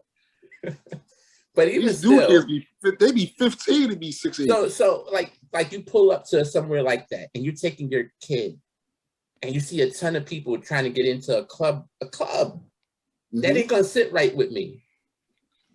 And it ain't gonna sit right with you either, Amrit. You know you're not gonna let your daughter. I'm saying, you ain't gonna let your daughter. I look at it like this. Would you rather drop your kid off at a function and you know where they're at, or them lie to you and say, "Hey, I'm going to Susie's house," and then go anywhere? My kids can't lie to me. You know, we got these phones. I'll see exactly where she is. Like, come on, son. It ain't going down like that. I just wouldn't. I'm overprotective. I'm overprotective of people, but I'm. What's the curfew time? What's the curfew time? Curfew. I don't know. Wait. You said what's the curfew time? Did you hear of a curfew growing up? I ain't go nowhere. Yeah, I ain't really go nowhere like that until I went to boarding school. So y'all parents never came to y'all and said, "Don't let the street light catch you"? Nah. Like until I got to college, I wasn't like going out really anywhere. Like anywhere. Yeah, I was out. I was in the mix. I was out. What time was your curfew? Find me. I never, you know what? I never understood how that happened though, because I see kids all the time. They be out till midnight and all. I'm like, how you? I wasn't out till midnight. I'm like, how you out until this late? And your parents? No, that's what I'm saying. My mom used to always say, "Don't let the street lights catch you." If I came what in time is that? Yeah, that's like 9 o'clock. That's like 9 o'clock. No, not during the summertime. During the winter, that's like 7, bro. Like 6:37. Okay, that's not too late. Yeah, that's. But you wasn't. So what time does the shampoo open and close? That's different. She dropped you to shampoo, right? That's a discussion I had with my mom. Hey, we're gonna go. Me and my friends are gonna go to a function. Somebody, mama, drop us off. So you said we gonna go to the club. Nah, he can't phrase it like. My mom gave me freedom though. I wasn't like. She wasn't. My mom trusted me enough to know that I was doing the right things. That it wasn't really like I'm nervous. Like, no, I can't let you. Like, my mom trusted me enough to let me go and know that I wasn't gonna get in no trouble or do anything. It worked. I ain't never been locked up. I ain't never been in trouble. So would you send your child? Like, would you let? I'm guessing you would let your child go to a modern day version of shampoo. It depends on how my child, like knowing your child around the house. What does that mean? Cause like I said, you was around the house. You could be good, but you could be good around the house, and then you be a whole different person. No, that's very true. Because I was a different person outside the house, so I know that's true. But still, little, I don't know. Maybe I don't know. I don't have no kids, so I can't make that decision right there. Yeah, but I know, y'all saying that they might not even be going to those parties by the time I have kids. They might be doing stuff like this. This is the party. I don't know. I just know. Nah, I know half the stuff that you. Wait, how do you know if you never went? Yo, I hear about this stuff. Who told you? Who informed you about this stuff? My friends used to go. I just never used to go to that type of stuff because I couldn't. I couldn't. I just couldn't. Why you couldn't go because you didn't want to go or because you wasn't allowed to? I would like or both. I would never be allowed to go to that. I wasn't really allowed. Okay. Like, because you know what I used to always see. Like people have their friends come over to the house and stuff. I never invite no friends over to my house. You never had friends over your house? No, I would never do that. What you mean never? Like I still don't do that. I don't do like. You're a grown man now. You're not. Like... But even when they like, I'll be like, nah. So you know what? Tell me, you never had your friends come over and y'all played the game? Nah. Okay. Because if I would just see them when I saw them. Like you see when you. So you never like when you doing stuff like when you go outside, like all right for us, like in my neighborhood, how we knew where everybody was at. Everybody's bikes would be in somebody's yard. All right, everybody's there. I have friends that I would go over. I would go over to their house sometimes, but like I would never. Nah, bring them. Nah. And they used to we used to play ball and stuff. I used to make sure they stay at the door. I give them a cup of water or something, but they wasn't coming in my house. Okay. Was that a rule or was that just you? That was me. I wasn't allowing it. So okay. That was just my mindset. I was like, what is the point of you? Like, what's the point of you coming in here? So I'm guessing you don't believe in slumber parties for your kids. It's not that I don't believe in stuff. It's just stuff that I didn't do. Like, I mean. So you would send your kid over to someone's house and like, yo, you could go stay at night. I don't have kids, so I can't say, but nah. Like they could stay over their cousin's house, or they could stay over their family member's house. They can't go to their friend's house? Over their friend's house and stay. Like even all right, let's say you have a good relationship with their parents. Let's say you have a good relationship with their parents. Like if I'm just cool with them. So basically, your reaction is the same reaction that when they asked Dave Chappelle when he sent his kids over Michael Jackson's house. That's your reaction. Yo, basically. But I have because I have friends who have friends who have kids, and it's just like it's something that I'm like they were just like, oh yeah, you know, like I'm going to be the godparent to your kid and all that. I'm like, no, you're not. Like Why not? They're not going to see you. Like why not? Like, you don't like them as you don't like their parenting skills? No, I don't even think it's that. It's just that's the kind of stuff don't even come to my mind because it's just not like. Because even I see like my cousins and people that I know, they have play dates with like their friends from school. I ain't never had that, and I was just like, that don't even. I'm like, I never had a play date. I don't think I would do that with my kids. Like just have them on a play date. It depends on how bad the mom is to the friend. With that, what did you like looks wise? Yeah, like if my son and another, like, she nice, we go play dates all she wants. Where we go with Chuck E. Cheese? Chuck E. Cheese it is. Let's go. But you wouldn't be talking as a single man at that point. So me and my kid's mother have to be in a relationship? What you mean? I'm lost. I'm thinking you're talking about the friend's mom. Yeah, that's what I'm talking about. But I'm saying if you're in a committed relationship, you shouldn't be looking. You say he don't gotta be in a committed relationship. I'm saying I don't have to be in a committed. Yeah. You just gonna be a baby father out here? I don't know. I might be. I have thought sometimes where I don't know if I'm getting married. The quality of women that I'm not gonna say all women, the quality of women that I've been interacting with are not wifey material in my eyes. The way that a lot of these women think is really, I don't even know how to explain. Like it's low key out of pocket. You meet a woman and off the rip, I should be paying your bills. So what type? So that's not all type of women. That's some type of women. That's not all women. I didn't say it was all women. I said the women I've been interacting with. Interact with different types. Like, look, y'all like who? But y'all see when do you listen to Kevin Samuels? What do you mean? Wait. Hold on. What do you mean by that? You mean like different races or? No. Different types. So the ones that I gotta watch my words because I can't even stereotype because it's offensive. It could be offensive to everything is offensive, women. And then they'll be trying to cancel your podcast. You know the cancel culture is crazy. But no, there are like, what does Jay say? He got the song.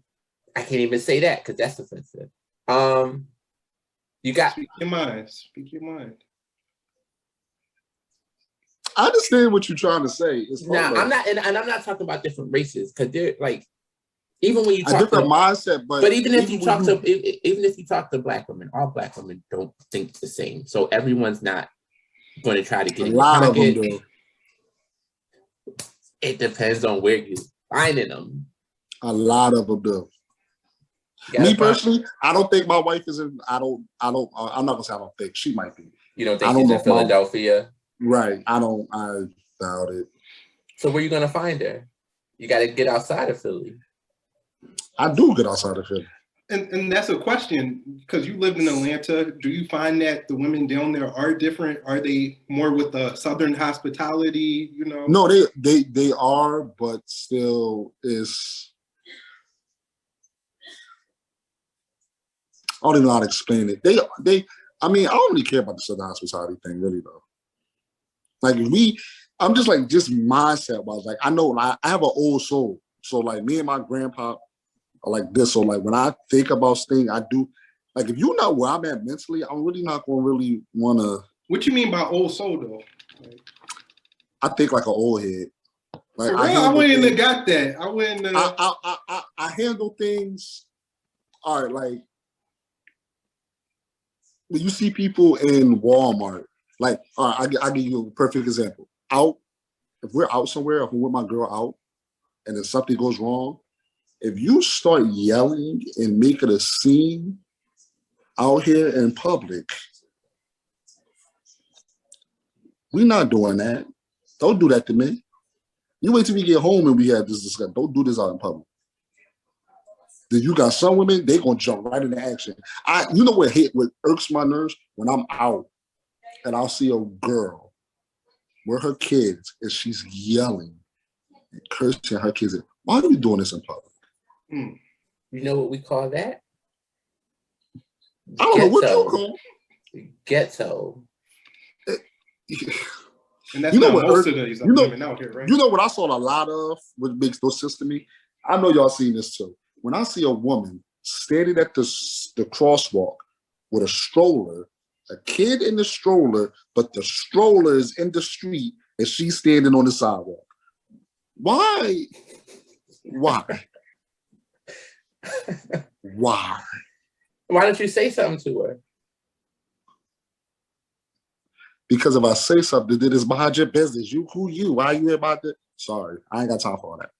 And nowadays, everybody's so emotional. Something like that can escalate to something that I really didn't want. That's why I mind my business with a lot of things. Because you can say something to somebody, and then she'll take it the wrong way. Then whoever she called, now you got a whole nother problem on your hand. Because he might not be coming up to fight. He might want to shoot. Oh, well, if that's the case, if they got time to call someone, I'm out by that point. You don't know that. You ain't sticking around. You don't know that. You might jot your license plate down. He's at a BMW going down. So you want more of a quiet soul, like more of someone that's like. I like peace. I like peace. Like I play around a lot, but I like peace. When I'm home, I like peace. When I come in the house, I don't want to come in the house to mega, but then I like peace. I like cleaning it. I like to be clean. I hate when I come like, if I go to somebody's house and I don't like the what I see, like I might not sit on the couch. I might stand the whole time. Like, I'm not sitting down there. So what type I don't even know if I'm leaning against a wall at this point. What type of city do you think you would find your soulmate in? Like, you don't think she's in Philly? Where is she? She might be overseas. Overseas? All right, it's a website called Bigo. I used to get on there, but I met a lot of people on there, but a lot of the women that were from like London, Nigeria, and they. And it's, so you don't. I don't know if I'm, huh? But you like, you don't think they would just want to like get over here for American status, like green card wise? You don't care? She gonna grow to like me. I'm a wonderful person. By the time she get over here, she done forgot about that. But if she already has an agenda, you're I ain't talking to nobody. No. One of these females I'm talking about is already here.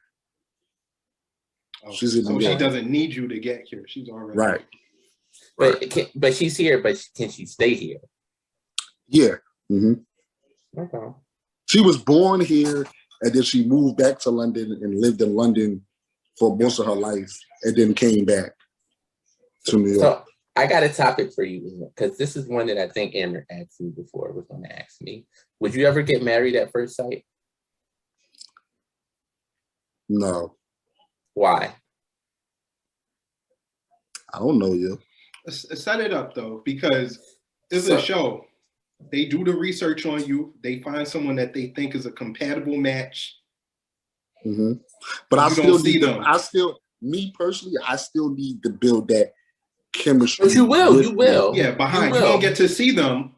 Like, you'll go through a program for a couple of weeks. You'll get to know them. You'll get to talk after with them. you get married, you'll get to know each other. Even before, they meet each other before, they do little things. They don't? No, they don't. No. I'm thinking about the other show then.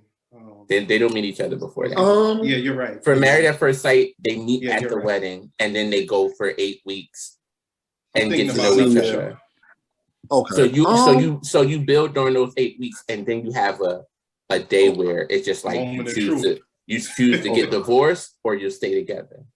I'll give it a try. But still, 8 weeks is not enough to fully get to know somebody. You should know if they're crazy. Because you sleeping with them in the same room, you like doing everything with them. Yeah, but still, I always feel like when you meet somebody, you're meeting their representative. Like I'm not meeting. But during those 8 weeks, you're going to sort of see them though. Like you're going to see them who they are. That 8 weeks is not enough for me. But you're gonna.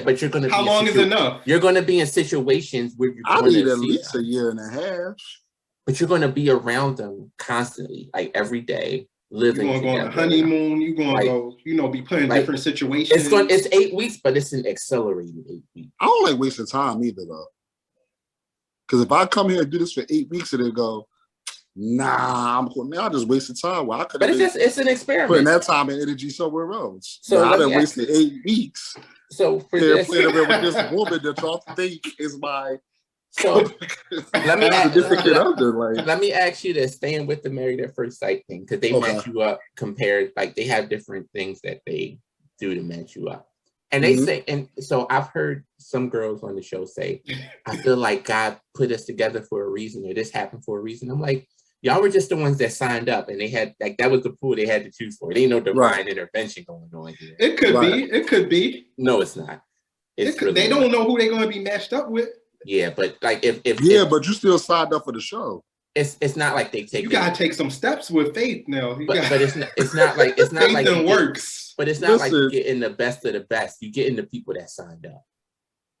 But what at first sight you like, yo, this is a dime. This is better than what I could have got for myself. Like first off, I think somebody who does married at first sight, it's already a red flag. It's already something wrong with you. Whoa. Why? It's already something wrong. It's already something wrong with you. I agree. Why? Because at that point you're settling. Aren't you settling at that point? Absolutely settling at that point. You're settling at that point. You done been through so much. And that's why you get a lot of women. And that's why you get a lot of women that's like they're. Go ahead. No. You can go. But I just want to say, because, and I would never do that show. Like you asked me that before. I was like, no, never. And I think it's settling because the one thing that you sort of, and it's for men, what is the first thing you sort of see when you like see someone? Like it's like an attraction to them, right? Mm-hmm. Like it's the same thing women see. No, women do not. No, they don't. They see women see different things. On the show Married at First Sight, that's literally what you're seeing. No, I'm saying in regular life. In regular life. Okay. Regular life. They see more of the personality. Like Patrice O'Neal was able to bag all types of women, and Patrice was Patrice. But it's all everybody's standards of what they like or what they is different too. But it's not different when it comes, like for men, we're visual. Like if we see someone who's like, we see the attraction first and then we can build with you and find out more. But that attraction. Yeah, but I think women do that too though. No, they do. Not always. A lot. So they saw Patrice and they just said, oh, I love Patrice because he's a jerk? No. I don't understand. No. Also, but you want to know the difference? The difference is so women are attracted to certain things. If you look like you got something going for yourself, even if you're not the most attractive person, they might still gravitate to. As a man, if I see a woman and you looking like you ain't really got nothing, like, no, I'm cool. Yeah, I agree with that. But that's what we say. But that's what we say about men compared to women, and that's how we came up with the title of the podcast, because everybody has to have that. However, like Biggie, fat, black, ugly as ever. However, but everyone has that. Everyone has a however. From like, I think when you got things like, you ever met somebody and you go, oh, she's not attractive at all, but you sit and talk to her, she has a good personality, she got good conversation, she got things that's good. You're not attracted to her, but she has good qualities about her. Yeah, we could be friends. We could be cool. So you can only be a friend. That's it. I got a bunch of people like that we just cool with. But you can gain attraction though. And you can gain attraction. Yeah, you can gain it. Yo, I've seen it. No, you can. But he's not gonna give her a chance though. So let's go back to the superficial, yo. He'll come to church the next day like, why she keep calling me? I told him. No, I'm not superficial at all. I'm not. But I'm just saying I can never do Married at First Sight. But the thing I would say, which you still didn't say why. I just never would. It's not my cup of tea. So Ken, for me, and for me, I watch the show now. I watch the show, and I know for 8 weeks, I know how I am. And if I got there and it's something I don't like about her, I don't care about what's going on with the show. I'm not going to be. She's not going to gravitate towards me because I'm going to push her away. What's the turn off for you? Like if you get there and she got feet like Megan Thee Stallion, you just like, oh, that's something she has to have on socks. Socks. Yeah, keep your shoes on. So you don't like feet at all? They look like Megan's with the bunions and everything. But I don't know. I'm a picky person, so. No, I'm picky too, but sometimes this is what I'll say. Sometimes you gotta, like for me, like I used to never talk to women with kids at all. Like you had kids, that was an automatic red flag. I'm not talking to you. Wait. Before you continue, why was that your mindset then, and how have you grown from that side? Because I feel like that's a common. I feel like that's a common. Women gonna have kids. Is that though? Is that true? How many women you know from 28 to 35 don't have kids? I actually know quite a bit. How many? I don't know how many people I know. I need a number. But I know more people. Not name them, but count them out of your head. I need a number. Who are single? Who are single with kids? Yeah. Or who are single without? No, single with kids. I mean, without them. Single without kids. I probably not including your sisters. I probably know more without kids than I do with kids. Okay. All right. I know there's a lot in the the world. Older you get, it's harder to find. But I think that's a smaller section. I think that's a small section of people. I didn't even think that's what I was talking. Where do you go to find those women? Without church, bookstores, church, meetups, friends, church. Yeah, I gotta call Cap on that. Why you calling Cap? I didn't say our. Which church? I didn't say our church. Yeah, right. I just said church. I didn't say our church, but I said church. When have you gone to these churches over this pandemic? Who? I'm not bringing. I'm not bringing the pandemic into this. I'm talking about. But that's been the past 2 years. Yeah. Let me get back to what I was saying. Listen. So, like I was saying, like I didn't want, and I had a bad experience. So I kind of someone with kids. Yeah, not even with her, but her baby father. Can we go into that, because that's one reason. I'm taking you somewhere. I'm taking you somewhere. All right. So is that the only thing that would keep you from talking to someone with kids again? No, I'll talk to somebody with kids, but he got to be out the picture though. Thank you. So that's a criteria that we like. Unless he chilling and he come and take care of his kids and that's all he's doing. But then even then, I don't know, because I know a lot of people. I'm not going to say no names if I know them or not, but who, I'm not even going to say that because that's put people's business on the airways. But so I would prefer him not to be in the picture. So yeah, I prefer don't be in the picture. So if I was to talk to someone with kids, the father, and I'm not going to say where I got this ideology from, but I use this ideology. He has to be dead or serving a life sentence in prison, and he's never coming out. Like I can't, like it's no reason for you, like you to be in the picture at all. So wait, let me ask you this: so if something happened to him and he passed, and he's never, like the kids are not going to interact with them. Like I can't have it to a point where like I have that sort of drama where I have to deal with that. Like that's too much baggage. Like, all right, so let me ask you this then. He has to be in prison for a life sentence. And even then, I'm like, you're not going to talk to no girl with her man doing a life sentence. No, she made a bad decision, you know. But then I'm like, all right, let me ask you this. Wait. So let me ask you this. Wait, time out. Let me ask you this. So since he got to either be dead or doing life, are you ready to step up and be that child's full-time parent? At this point, no.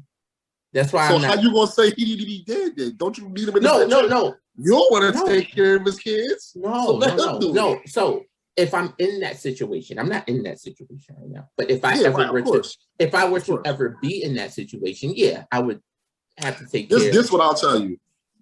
For anybody out there that's going through that situation, it's a headache, especially when, like my last situation with the girl up here, especially with stuff like that, it's a headache because, especially when the female might be playing both sides. You understand what I'm saying? Like it becomes a headache when a man, you didn't do what you were supposed to be doing, and then when you see her move on, now you want to try to dictate. I said, no, we're not doing that. Well, that's also one thing. Like the girl in Atlanta, the girl that I had in Atlanta. When I first met her, her baby father was in jail. He was locked up. How long? He eventually came home, and when he came home, he was on goofy time. I just was like, bro, like, I'm confused. It gets you to the point where you're not yourself. And I wasn't myself for a long time. And I was still going, like, y'all know my story. Like, I had just came back up here. My mom had just died. So it was a lot going on. And I just wasn't myself. Yeah. Like, I wasn't. And you got the extra drama. But I'll say this too, when you have that, like when they're in the picture, and they don't even have to be in the picture, like financially taking care of the kid or anything. But you know, in their heads, they already got kids with this woman.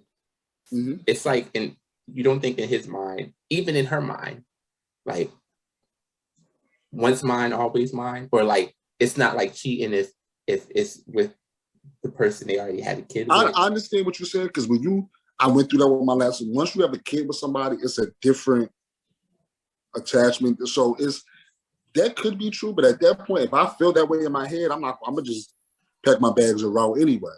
And then if you leave, you know who she's gonna end up with. That's cool. I'm not in the picture no more, so it don't matter. But my last situation, that's who she with. She with him. She went back to him. So I guess take it from the perspective of the baby dad. If you're the baby dad, how would you feel if you're not with I don't care. You would be okay with another man coming in and your child calling them Papa? No, he's not gonna be calling him Papa. He's gonna call him Dad. Whatever his government name is. What you mean? You're not in the house. And now the child has two fathers. Like, no, your child does not have two fathers. He has one father. No, he has two fathers. Okay. Or if he has one, I promise you, Little Future, he calls Russell Wilson father, dad. Like, yeah, he called. Yeah, but that's different. That's probably his number one. Like, that's probably who he sees as his father right now. That's different, though. That's totally different. Why? It's different because I don't know how much of Future his dad is in his life at all. But does it matter? Yeah, it matters. I don't know. For me personally, I grew up in it. I grew up with my stepdad. My dad wasn't around. And you called him? I never called that man dad, Papa. Never. A shout out to him. Like, he's a good stepfather, but I never no. Your name is your name. What did you say? My name is my name. Your name is your name. I just don't think I'm not giving you no nickname just because you married my mom. No. But I just don't think if I'm with someone, we have kids, we're married, and then we split up, and she finds someone else, they get married again.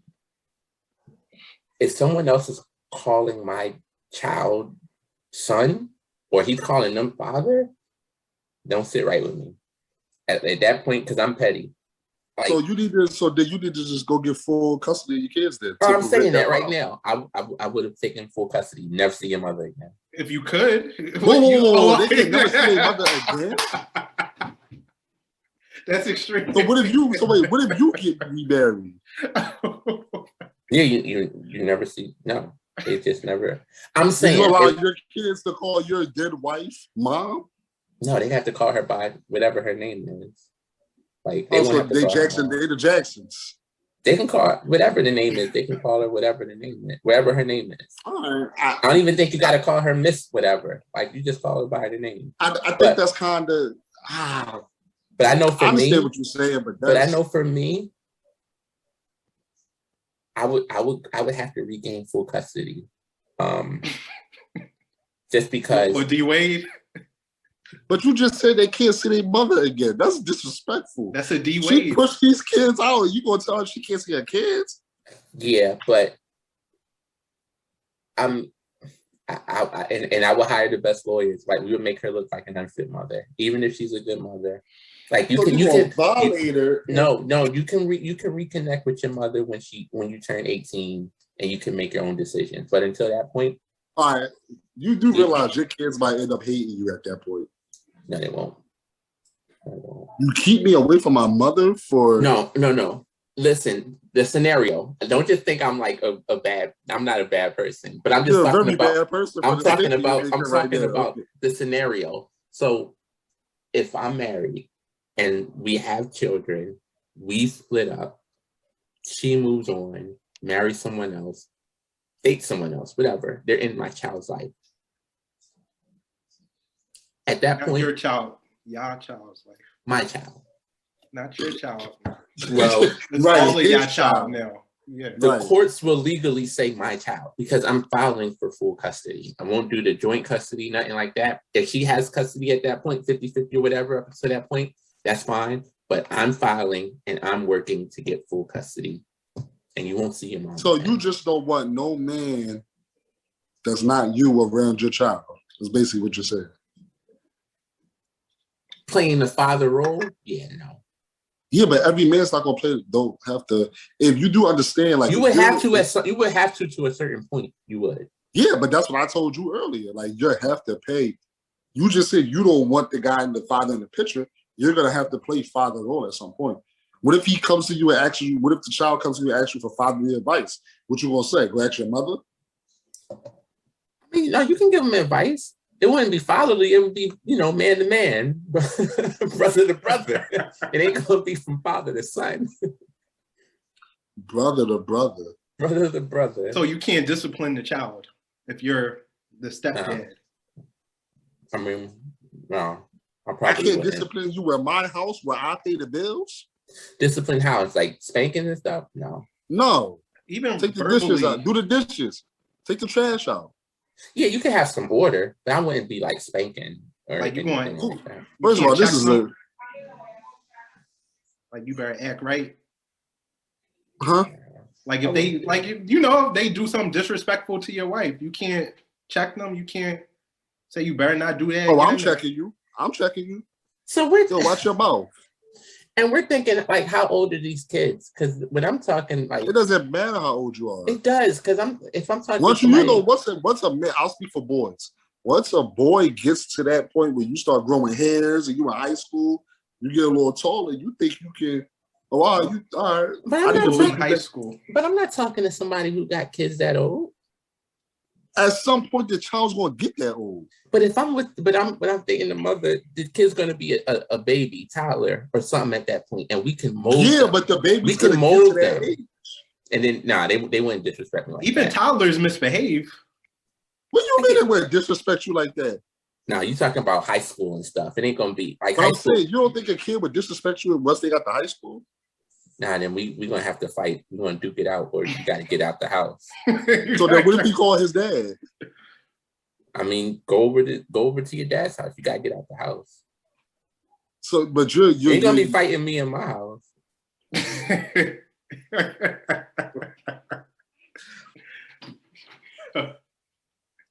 You safe to say you need to find you somebody that don't got no kids at all. Oh, absolutely. None at all. I think so. That's the plan. That's going to be a bad job all the way around. I don't think I could. I don't think I listen. Could I understand where you're coming from, but I think you got to be a little more. I don't know. I think it also depends on the girl too. But I think that It's a small. Would you build a relationship with the kids? Like, I'll tell you what I did. When I first met my ex, I would come over and I would give her money and say, hey, go get your nails done. And I would take the kids to Funplex or something like that. How long were y'all talking at that point that you did that? About 6-7 months, something like that. Oh, you're a good dude. Good dude. Yeah, but I also understand that you need to have some kind of relationship with the kids. Like me just having a relationship with her, I have to have some kind of relationship, especially if we're going to be a unit, a family, and living in the same house. I have to have some kind of relationship with them. It don't got to be the best relationship. If I'm talking to someone with kids, I'll see pictures and you can talk about them. I don't plan on meeting your kids for at least a year or two if we're talking at that point. Bro, the likelihood of you being with somebody for a year or two and not meeting their kids is very slim. No, it's not. Yes, you can make that happen easily. Okay. So you're not gonna move. You're not moving in nothing. No, I'm not gonna get a place together. No. Before marriage? No. Huh? Before marriage? And she got kids? No, that's not happening. I have a theory with that. I understand that, and I know I'm about to make some people mad probably, but I don't care. I feel like you never really fully know a person until you live with them. I agree. I agree to an extent. I haven't lived with a woman at all because that's just not what I do. But if I'm gonna marry somebody, I think I would probably live with them for at least a year or two to see if this is my spouse. Because I don't like, you don't really know somebody. It don't even really got to be 2 years. It could be a year. But we can do a little 6-month course because I could tell the 6 months because if you're not as clean as I am, it ain't gonna work. I feel like you could tell in 3 months, to be honest. Like, yeah, someone clean, if they meet those standards. If you get, I'm trying to give you a larger window to make. You know what I mean? Like, but one thing with me, like, I don't like settling. Like, I see a lot of people settle. A lot of people, and it's just like, no, I'm not doing that. You can't say that they settled necessarily, though. When we stop recording, I'm gonna throw a name out there for you. You tell me if this person settled or not. And you probably know who I'm talking about. I'm not gonna say their name on here, but when we stop recording, I'm gonna say this person's name, and you tell me if they settled. I don't know. And it depends on what it's meant by that, because I know people selling it. It's a lot of people. I've had talks with friends, and they be like, "Yo, you talk to that person, yo, I know you're settling at that point." Right. And it's just like, don't settle, because they just like, and I'm just like, it's hard, but it's hard for women to be that way, especially when you're a woman and all your friends are getting married and they got kids and all that. You feel left out. You feel some type of way. But their clock and then you is settle, than ours. And then you go mess with somebody you really don't really want to be with, or the person that you really want, you know you can't be with. So then you just, because I feel like when I meet people, everybody got somebody. Ain't nobody just you. Like, stop. You sit in the house bored all day. You ain't got nobody to text. There are some women that don't have, a lot of guys be wasting people time. Like, these women got their pics. I don't know. They got their pics. Wait. What do you mean by wasting time? Like guys be wasting time. Please elaborate on that. What do you mean by guys? What do you mean by guys? I mean, a lot of guys be wasting people's time. He's meaning like when guys meet women and you're playing that you want the long-term goal, but you really just want to sleep with them. That, and some people, they don't want nothing at all. It's just conversation. It's just texting. It's just, it's just dating. I ain't never talked to nobody. But what's wrong with conversation? It's a waste of time. So is it a waste of time? If there's no goal, if there's no common goal, yeah. Yeah, if you have no intention of dating the person. If you listen, I'll make it to you like this. If you speak to somebody on a daily basis, every day, some kind of attraction, something's gonna form. And then if she goes, yeah, well, I want something else out of this. I think we should be in a relationship. And then you go, no, I just want to text and talk on the phone. I don't want to. Then in her mind, she wasted her time. And that person is wasting their time too. Like, but why is that a waste of time? Because you know it's somebody that you don't want to be with. So why? So you don't think there's any? You don't think there's any value in a friendship? But how many women? How many women are you friends with? I rest my case. No. What do you mean? Like that's true. How many women are you friends with? Like good that friends? You have no sexual attraction to, nothing. That's just your friend. My best friend. I didn't ask you. That's one person. How many more? That's like no, but like it's one. but when we're talking about friends, like we're like your acquaintances, you know a lot of people like that, but you don't call them like your friends. Like, right? It's only a few people that I actually call my friend. What is your friend then? What's your friend? People that I talk to, that I hang out with. I don't like me. I don't trust men because I don't know me coming from where I come from and the people I grew up around. I know how a lot of majority of men think. They're mental. Most men are not being friends with women just to be friends with them, especially if you didn't grow up together. If y'all grew up together, y'all from the same. I've heard so many men talk about this, from Steve Harvey saying, like a lot of people say, there's no man who just has a female friend just to have a female. It's not, in my opinion, it's not. But I feel like there's something behind it. Because I have a friend who's a female friend that I consider one of my two best friends, and I'll ask you this. There's nothing behind it. Nothing. You can ask it on camera. I did this with one of my female friends because I've had this conversation with Amber countless times. But go ahead, like. There's nothing. Listen, there's nothing there. I understand what you're saying, but that's you. I have a female friend. We had a conversation, and she was like, "Yeah, you know, I got male." I said, "Yeah, they not really your friends for real, for real. They try. They just waiting on the right opportunity." And then she was like, "No, that's not true." I said, "Not really." I said, "Text them right now and tell them you want to give them some. Watch the." And I tell women, he's your friend. Text him right now and tell him you want to give him some. Watch what he said." But that's the thing. But that's the thing. If my friend texted me something like, because if you're a real friend, but my friend, friend does stuff like that, and I'd be like, "Yo, what's wrong with you?" I'll give that response, like, "Yo, what's wrong with you?" But you're a real friend. That's what I'm saying. But I'm saying, what I'm saying. Listen, I got a female friend in Atlanta who did the same exact thing, and it came out of nowhere, and I was like. I didn't even respond right away. Like I had to take it because I didn't want to respond in the wrong way. And I forget what I said, but whatever I said, she took it how she took it. She's not even my friend no more. How long were y'all friends for? A couple years. Were you at all attracted? Do you think she's attractive at all? She all right.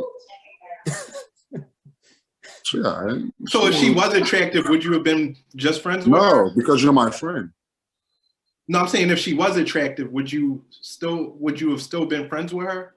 Or would you have tried to shoot your shot long ago? It depends on how you meet people. You see what I'm saying? Like an outing, like a get together when we would have our get together, something like that. That could maybe grow into, but at the same, I feel like when you're friends with somebody for so long that you haven't grown up with, or whatever the case may be, at some point with this girl or both of y'all going through relationship after relationship after relationship, and y'all coming back to each other, talking, because if you're facing, I've been friends, I tried to be best friends with a girl, and they tell you everything. Some stuff I don't want to know. They're going to tell you everything. And then when you give your response on it, from a man's perspective or whatever the case may be, at some point she might go, "Hey, kid, I think we should maybe see where this goes." And then it's up to you how you feel about that. For me, I feel as though if we really friends, I'm not going to cross that line. Just for the simple fact of if we don't work out, the friendship, everything that we work up to this point is over. But isn't that the dream though? Like to have your best friend be like your spouse? No? It is the dream, but And I know when And Amrit can say whatever he wants. But I know with my friend, like, there's no way that anything happened. And that's from you. That's from you, though. Has she ever said anything to you? I don't. No. I don't. We don't have that. We don't. That's not what we do. When was the last time you spoke with this friend? Last week actually. Okay. When she got a boyfriend? Do you allow her to talk to you about her boyfriends and kind of guys she's I feel like if I go into this, Amrit already knows everything about this. But I feel like Ant's gonna be like, yeah, because she was engaged and she was together for like a while, but then was he cool with it? I mean, I'm not cool with it. I think he was. My cool wife's with best friend is a man. I'm not cool with it.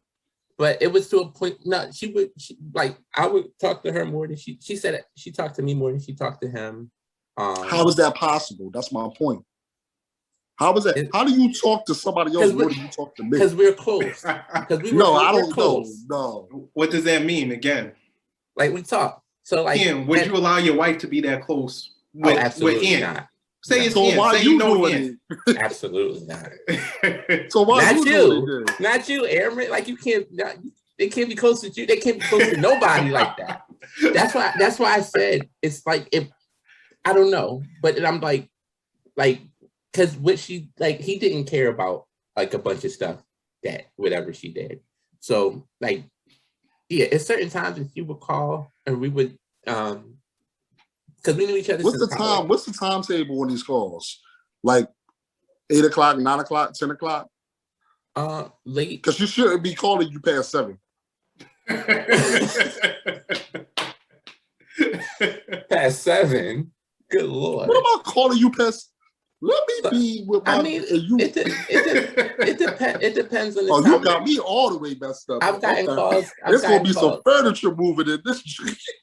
I've gotten calls at like 2 or 3 a.m. where she's at a party. 2 or 3 in the morning. So it was a couple of times where she was at a party with him, and I guess she was good at the party. You?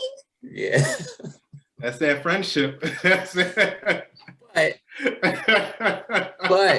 I would have suplexed her at that party. But that's just the type of friendship we have. I would have suplexed. What is wrong with you? But that's the type of friendship we have. Because it's to a point where because they live together, and so they live together, and she's still called. Yo, that's kind of disrespectful. So that's kind of disrespectful. I hope she's not watching. But Jesus. No, but like, no, shout out. No, it's nothing to get. No. I'm speaking from my perspective. And I know you have that perspective. That's too much. I've talked with Amrit about this a bunch. But I know there were times when I would call because they were on like a different, like they were like 3 hours behind. That's what you messed up at. You're not supposed to be. For me, my female friends, if they haven't, I'm not calling you. We speak when you call me.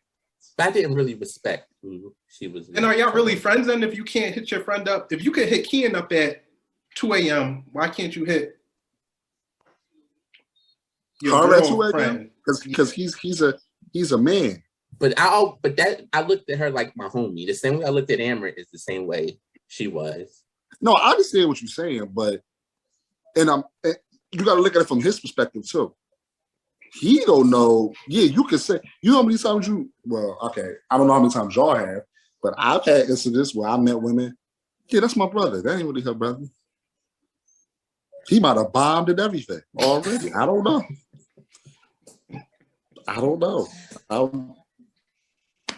No, but it's me. I can't do it. I can't. Some people can. So the person that she was with knew me from college. Like we all went. That's even worse. And so this is a bad story all the way around. Because I'm telling you, there's times where I would call and then it'd be whatever time, and she'd be whispering on the phone. Whispering because he'd be asleep because he had to get up for work. And so, and then I remember a few times, like he would be like, "Who's that?" "Oh, it's just Kian," and then he would just go back to sleep, and he'd be cool with it. It'd be like 1 o'clock in the morning or whatever time it is, and he'd just be fine with it. That's just like, and I would have asked but who it was. He was cool. I would have asked you. But he was cool with our friendship. Because I'd have snatched the phone. But he was cool with our friendship. Why are you calling at 1 o'clock? We sleep. But the thing is, before they even got together, we were already friends. So he already knew we were tight. So like he couldn't break that up. Yeah, she wasn't gonna let him break that up. Okay. So Aunt, your friend that you had down south, say you were in a relationship or married, could you still maintain that friendship with her? Yeah, but it would be limitations on it. It wouldn't be like what they was doing. It wouldn't be like that. So honestly, and can I say that too, what you're saying, Amber? I like, yeah. But we couldn't be the same type of friends if I'm married or in a relationship. Like we would still be friends, but it wouldn't, like, there would be some boundaries. Like, yeah, but that's what I was gonna say. Like, when she was with him, there's no boundaries. There's no boundaries. There just weren't. But why though? Because you knew her first? What does that mean? I don't know. I honestly don't have the explanation. That's just the way we are. But listen, this is what I'm saying. Like, to go back to where Amber just asked me, if I was still close with her, we could be friends, but we probably wouldn't be friends because I know how women are. Most women are not going to be okay with their man having a female friend that they're close to and they talk to on a daily basis. Most women are not going to be okay with that. So, and what I told Amber was, whoever I marry just has to be okay with it. She's just going to have to deal. You ain't going to never be married then, because you can't tell no woman they're going to be okay with that. That ain't how that goes. Like I just think she'll have to be okay with it. Like, they're going to have. She's going to be like, what? So she could call you at 2 a.m. in the morning the same way. Mm-hmm. I would answer. She can call you at 2 a.m. Okay. While you got a wife. Let your phone go off at 2 a.m. Okay. No. I would answer.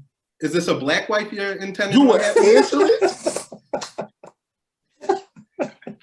I'm just curious. Is this a black wife or is this a different race?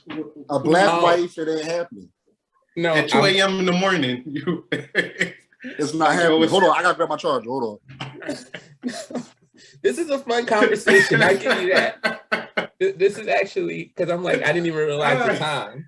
We're gonna we're gonna have to cut soon, but and in my mind, she'll be a woman of color. Yes. That's what the plan is. But she'll just have to be okay with it.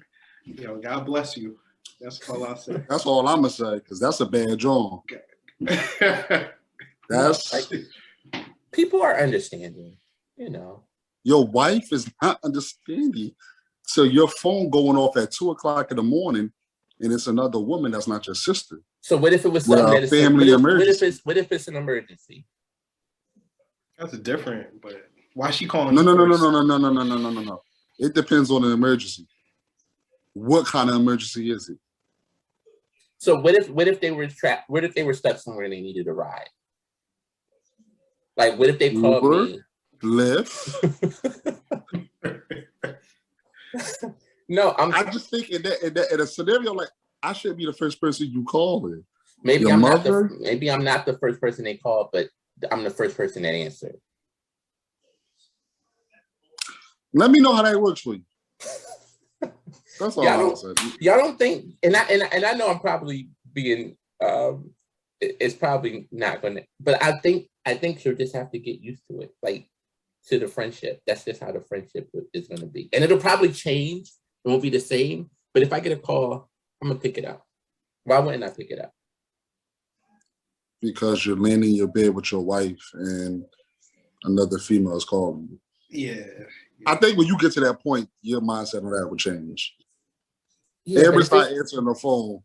But if it's just a friend and they need it. So if you had a friend, I'm not answering my phone after 11 for anybody. Like, right. You better text me and say, yo, it's an emergency. Yo, if it's something that can't be texted, My phone is on Do Not Disturb. Don't call me. I don't know. I don't know. I think at that point it would be okay. I don't think it would be. Some people are cool with it. It seemed like, you know, the Will Smiths of the world, the Jadas, like they have those. No, this is not in the it. lines. Don't loop me in. He with was Will not Smith cool and with Jada. that. I'm not an. He wasn't cool with that. It's not an entertainment. He wasn't cool with that. He wasn't cool with that. He But got caught doing something, so he had no choice but to be cool with it. He wasn't cool with that. But it's not like Jada was just talking to somebody. She was in a full-blown relationship with that person. Like with who? With August. Yeah, but how you in a whole relationship and you married? Well, I don't know. They was going through a separation. So why he still with her there? They got over it. I feel August there. I feel for August. You broke my heart. Nah, but marriage is a I had a contract. chance with Jada. It's a contract. Contract? That's what it is. Okay. Why you gotta sign? It's a contract. All right. So yeah. Like he knew what it was. Like they're not gonna split. They've been through more stuff than just the August stuff. Will and Jada not gonna split ever. They survived Tupac. They still surviving Tupac. You said that like it's a documentary. They are. She's still reading poems from him. Like she's still in love with him. She'll always be in love with him. Is that acceptable? I think that's life. Everybody has someone. If you've reached that point in your life to love someone, where that love ain't going nowhere. Nah, dog. It ain't going nowhere. You tripping. I have someone who that love ain't like. So you want to display that love? So you would get married and the person that you're in love with, you would still send her like Valentine's Day cards or something? No. I'm not talking about like that. Jada's still expressing her love for Tupac. Every year. But he's dead. That's different. How is it different? He's dead. So it makes it acceptable? Yeah, because he's dead. Let me tell you. He was still walking around. Even after all the August stuff, it's still acceptable? Yeah, he's dead. Listen, people, you know there's people in this world who think they have relations with ghosts. Like, he could be dead, I understand but that. Tupac's still a threat. Even in death, he's still a threat to Will. Okay. You don't think so? I said okay. I'm sure there's a Tupac picture hanging up in their house somewhere. Like, it better not be. You don't think she's writing? His Philadelphia card, his Westwood card gets pulled if he has a picture of Tupac in his house. I'm sure they don't just have pictures. They probably, I don't know what goes on in their house, and they have probably multiple houses and whatever. But there's Tupac somewhere in there in the facility. She light a candle every night for Pac. Like, yeah. Is that acceptable? Like, I just don't. That's not acceptable. But I feel like stuff like that happens. So like that's a homie. Let's bring it to normal life. You're talking to a girl. Say she was in love with someone that passed away tragically, or however he passed away. Are you still like? And I think I've seen this recently where the girl the guy went to the grave with the girl of like the guy that passed, or the girl went to the grave with the guy, whatever. If you're dating a girl, the guy that she loved, that she thought was her soulmate, passed away, would you still like go to the grave with her, take flowers to the grave, and like commemorate him?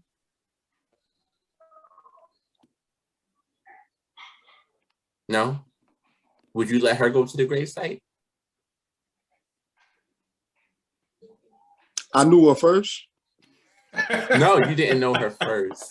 Nah, this was the love of her life that passed away. So he was supposed to be where you are. So why he ain't around that? Because he passed away. However, that's the only reason. He got hit by a bus. Yeah, the only reason she had to move on. So he's gone out the picture. I would never talk to a woman in that situation anyway. Because you'll never get over that. But you'll never get over it. But you fell in love. But you fell in love with her. Will did. Will didn't. That was a friend. That wasn't her. That wasn't her lover. That was her friend. Isn't that worse? Who? Tupac? Yeah, they weren't. Yeah, that was just her friend. Stop it. Jada, and everyone who talks about it says they had a friend, like they loved each other as friends. You willing to bet your life on that? I am not. I'm willing that nothing happened. No. You get ready to No. the book. No. I'm saying nothing happened while he was alive. Not saying that something couldn't have happened. So you don't think he messed with her when he was alive?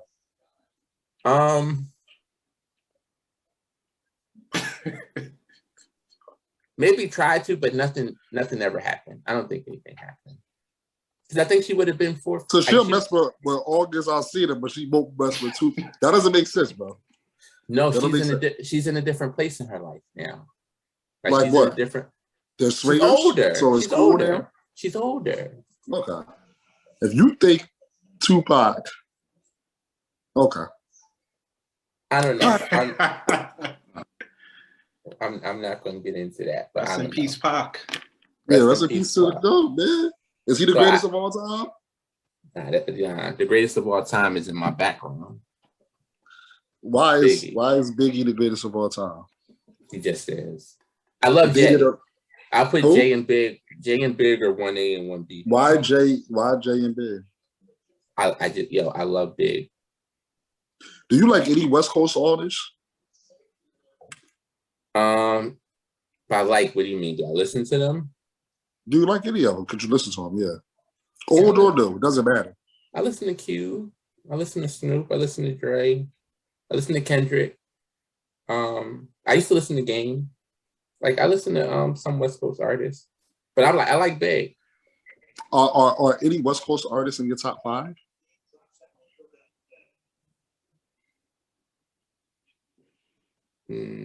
I don't count Pac as a West Coast artist, so no. Why? Because he's born in New York. I don't care where he was born at. What did he rep? What did he represent? He grew up in Jersey. He went to high school. Where did he represent? He lived in Jersey. Are we taking that card away from Corrupt too? Yeah, Corrupt ain't from there. You saw the video. Did you see the video? Where was Corrupt born at? And like he was born in like Oklahoma. I thought he was born in Philly. No, Corrupt. No, did you see the clip with the Game? And I'll send you the clip later.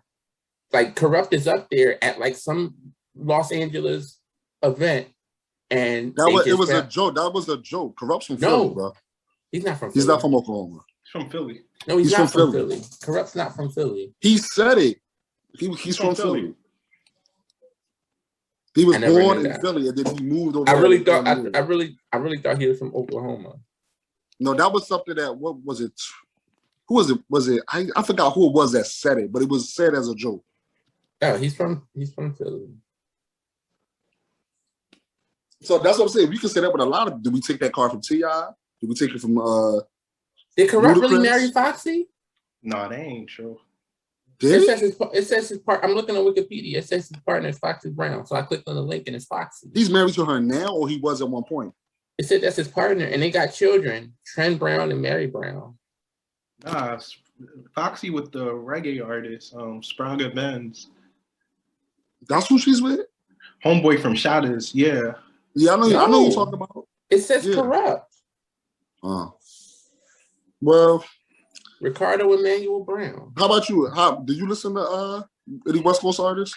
Pretty much the same names. I listen to a little bit of Nipsey. I don't got none of them in my pocket in my top 5 or top 10.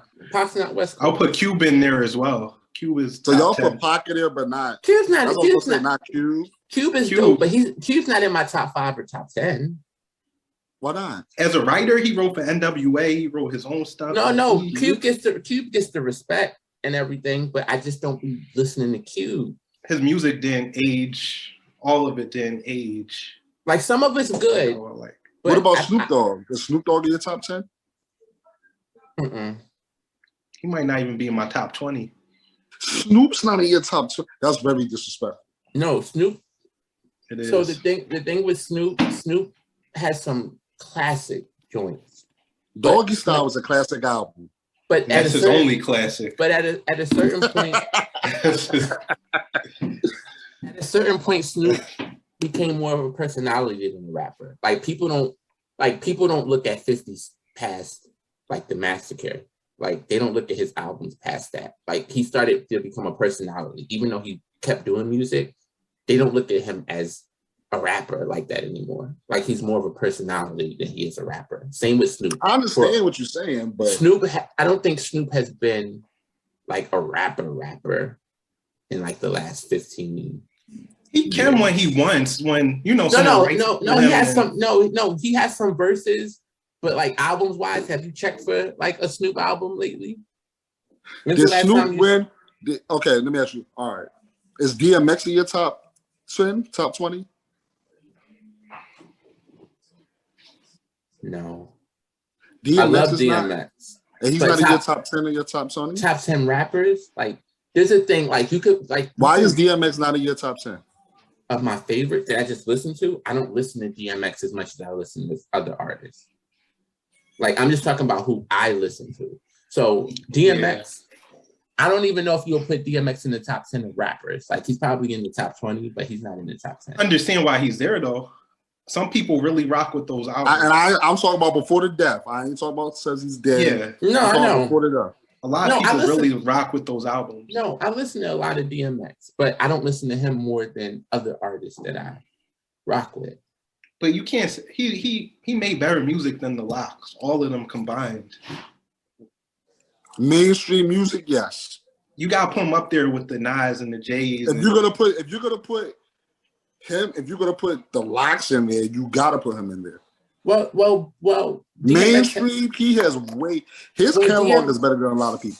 Well, DMX probably had the top 3 greatest runs in hip hop, like ever.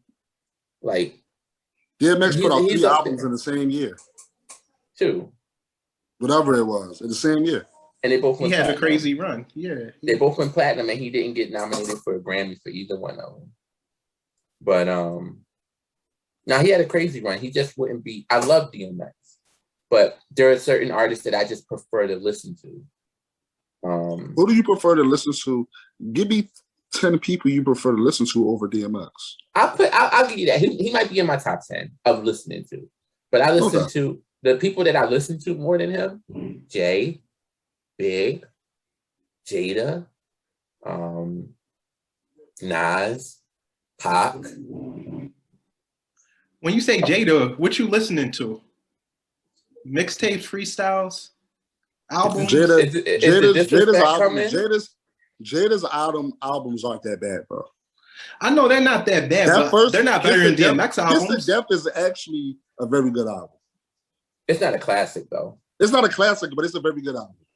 No, but when I'm talking about Jada, I'm thinking about the Lox albums too. So I'm thinking the Lox as a whole. Because I heard somebody else say that about Jada too. But then we were making that argument. I was like, all right, so do you feel the same way about Fabulous? But I don't listen to Fab as much as I listen to like the Lox. I don't listen to Fab more than DMX. But when I'm thinking about the Lox, I'm thinking because Jada has his own records on Lox albums, like where it's just him. Mm-hmm. So that's why I'm saying. I guess so. Like All for the Love is one of my favorite Jada records, and it's a Lox record, but it's no Lox on it. I understand. I guess so. Like with me, I'm more like I'm trying to venture out and listen. Like a guy that I like right now a lot,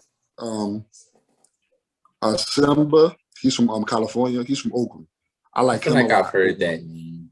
I think you sent that to me before. You will probably like Simba because he's a spitter. I think you sent him to me before. He's a spitter. I'm just about West Coast Office. I say Office. If I hear someone, I'll listen to it. Like I like certain people. Like Griselda. Like people sent me Griselda stuff. I'm not a big fan of Griselda. Me either. I'm not a big fan of it. Nino Man, like I like Nino. Like, Nino can rap.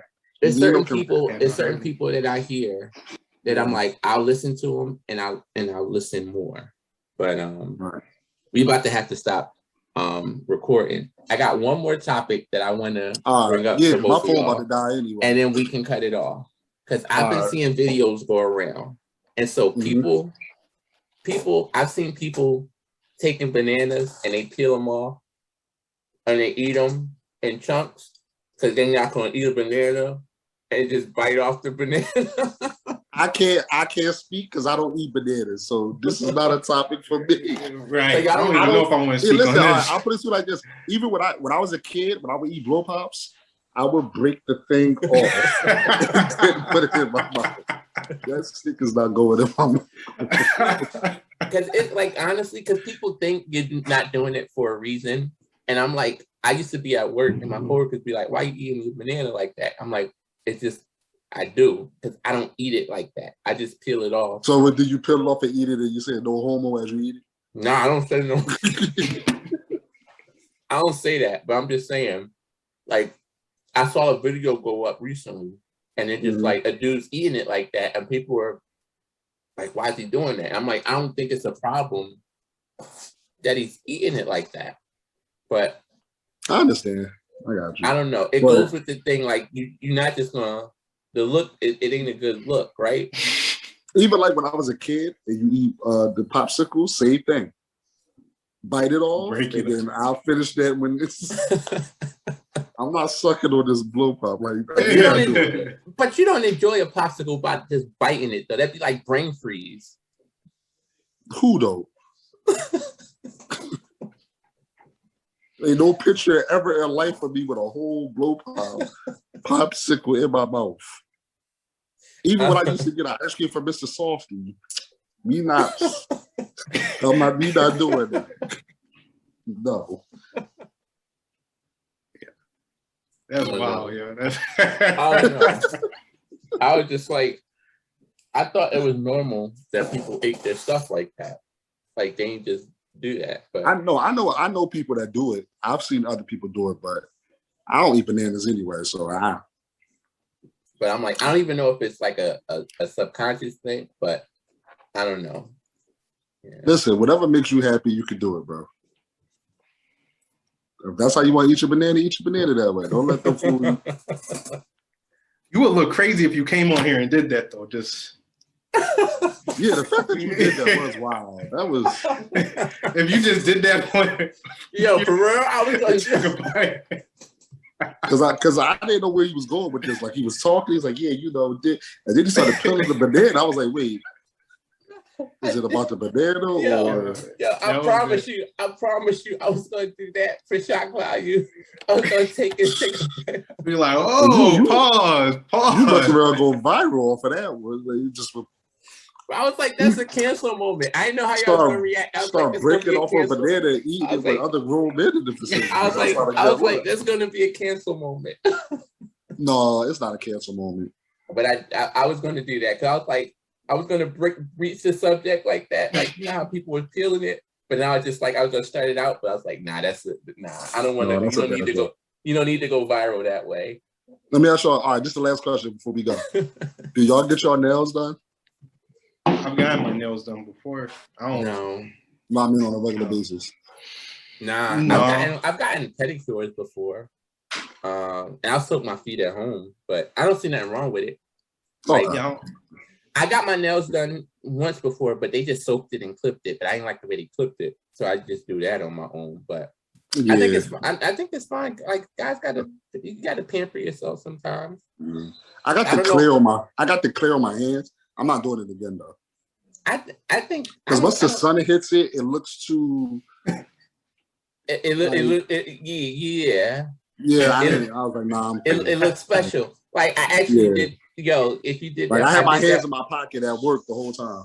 Nah, I did that one time and I got it done. And my sisters and them were just like, it's a clear. You can get the clear. There's nothing wrong with getting the clear coat on. So they was like, they was in it, like, you want it? And I said, I didn't even like them doing that on my hand. And so I go out and like you said, it just looked like I'm looking and like my nails looked all right. And I'm like, it just looked like I just got them eating like something greasy. I just didn't like the look of it. And so I'm like, and then I was walking around people, I had to put my hands in my pocket because like I'm getting home and I'm taking this off.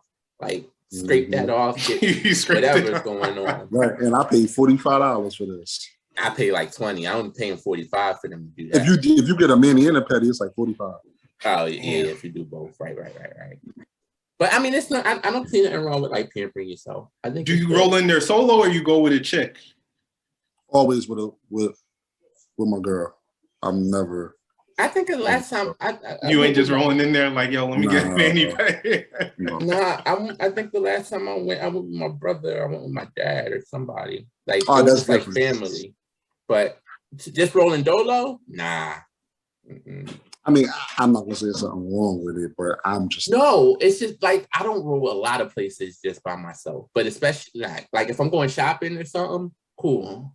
But I'm going to like knowingly go into a nail salon and be like, yo, let me get the number 17. Let me get the nails. Let me get the gel, the clear gel in there. Let me get like. What's wrong with it though? What's wrong with going by yourself? nothing. I'm just not doing it. Yeah, I'm just not doing it. Nothing's wrong with it. Why are you not doing it though? Because I don't want to go by myself. Yeah, I'll do it myself. I'll do it myself before. But why? Like, if it's like an outing and people are going and like cool, but like I'm just not gonna be singled out and be like, nah. Why? I can't even give you valid explanations. He don't know why. He just know he not doing it. No, he know why he don't want to say it.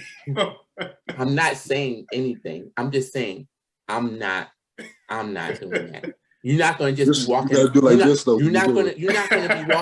You're not gonna be walking past the nail salon and looking in the window because the windows be clear. First off, you're not gonna be walking around. You care about what people think. We know what this is. Oh, I'm just not having it. It's just not happening. Yeah. Would Would you ever go to a restaurant and eat by yourself? Either. I do that all the time. Mm-mm. So a restaurant, everybody there, you would just say, yo, just me. And you go sit. Right at the bar. No. I'm not saying at the bar. I'm saying table for one. Oh no, I never did that. I would never see a purpose. I'm out of here, yo. My phone about to die. I think as a social experiment, like I would do that. I could do that. But I just wouldn't see the purpose in me just randomly, like, because I see people saying that all the time. But I'm like, I know how to cook. I do that. Hungry. So I'll go home and I'll cook. I prefer cooking before I go out and just grab a bite to eat. I see women go out for Valentine's Day, solo dolo. That's weird. But especially for something like Valentine's Day. Like, why would you go out to a restaurant by yourself so you can be miserable and see all the other people? Like, so you can see all the other happy people? Because you're weird. That's why. Like, I just wouldn't do that. I'm not doing it. Do y'all know? You don't know no females who do that. No, I don't. But it's still weird. Did y'all just say y'all know a female who does that? Or females do that? I don't know. I don't know. Do it. People do it, or they go out. I'm saying, like, y'all said Valentine's Day. I don't think, like, maybe on a regular Saturday or something, they might go out by themselves. But even then, I feel like there's an expectation. Maybe I'll meet someone when I do this. Really? Yo, let's wrap there. Let's wrap there.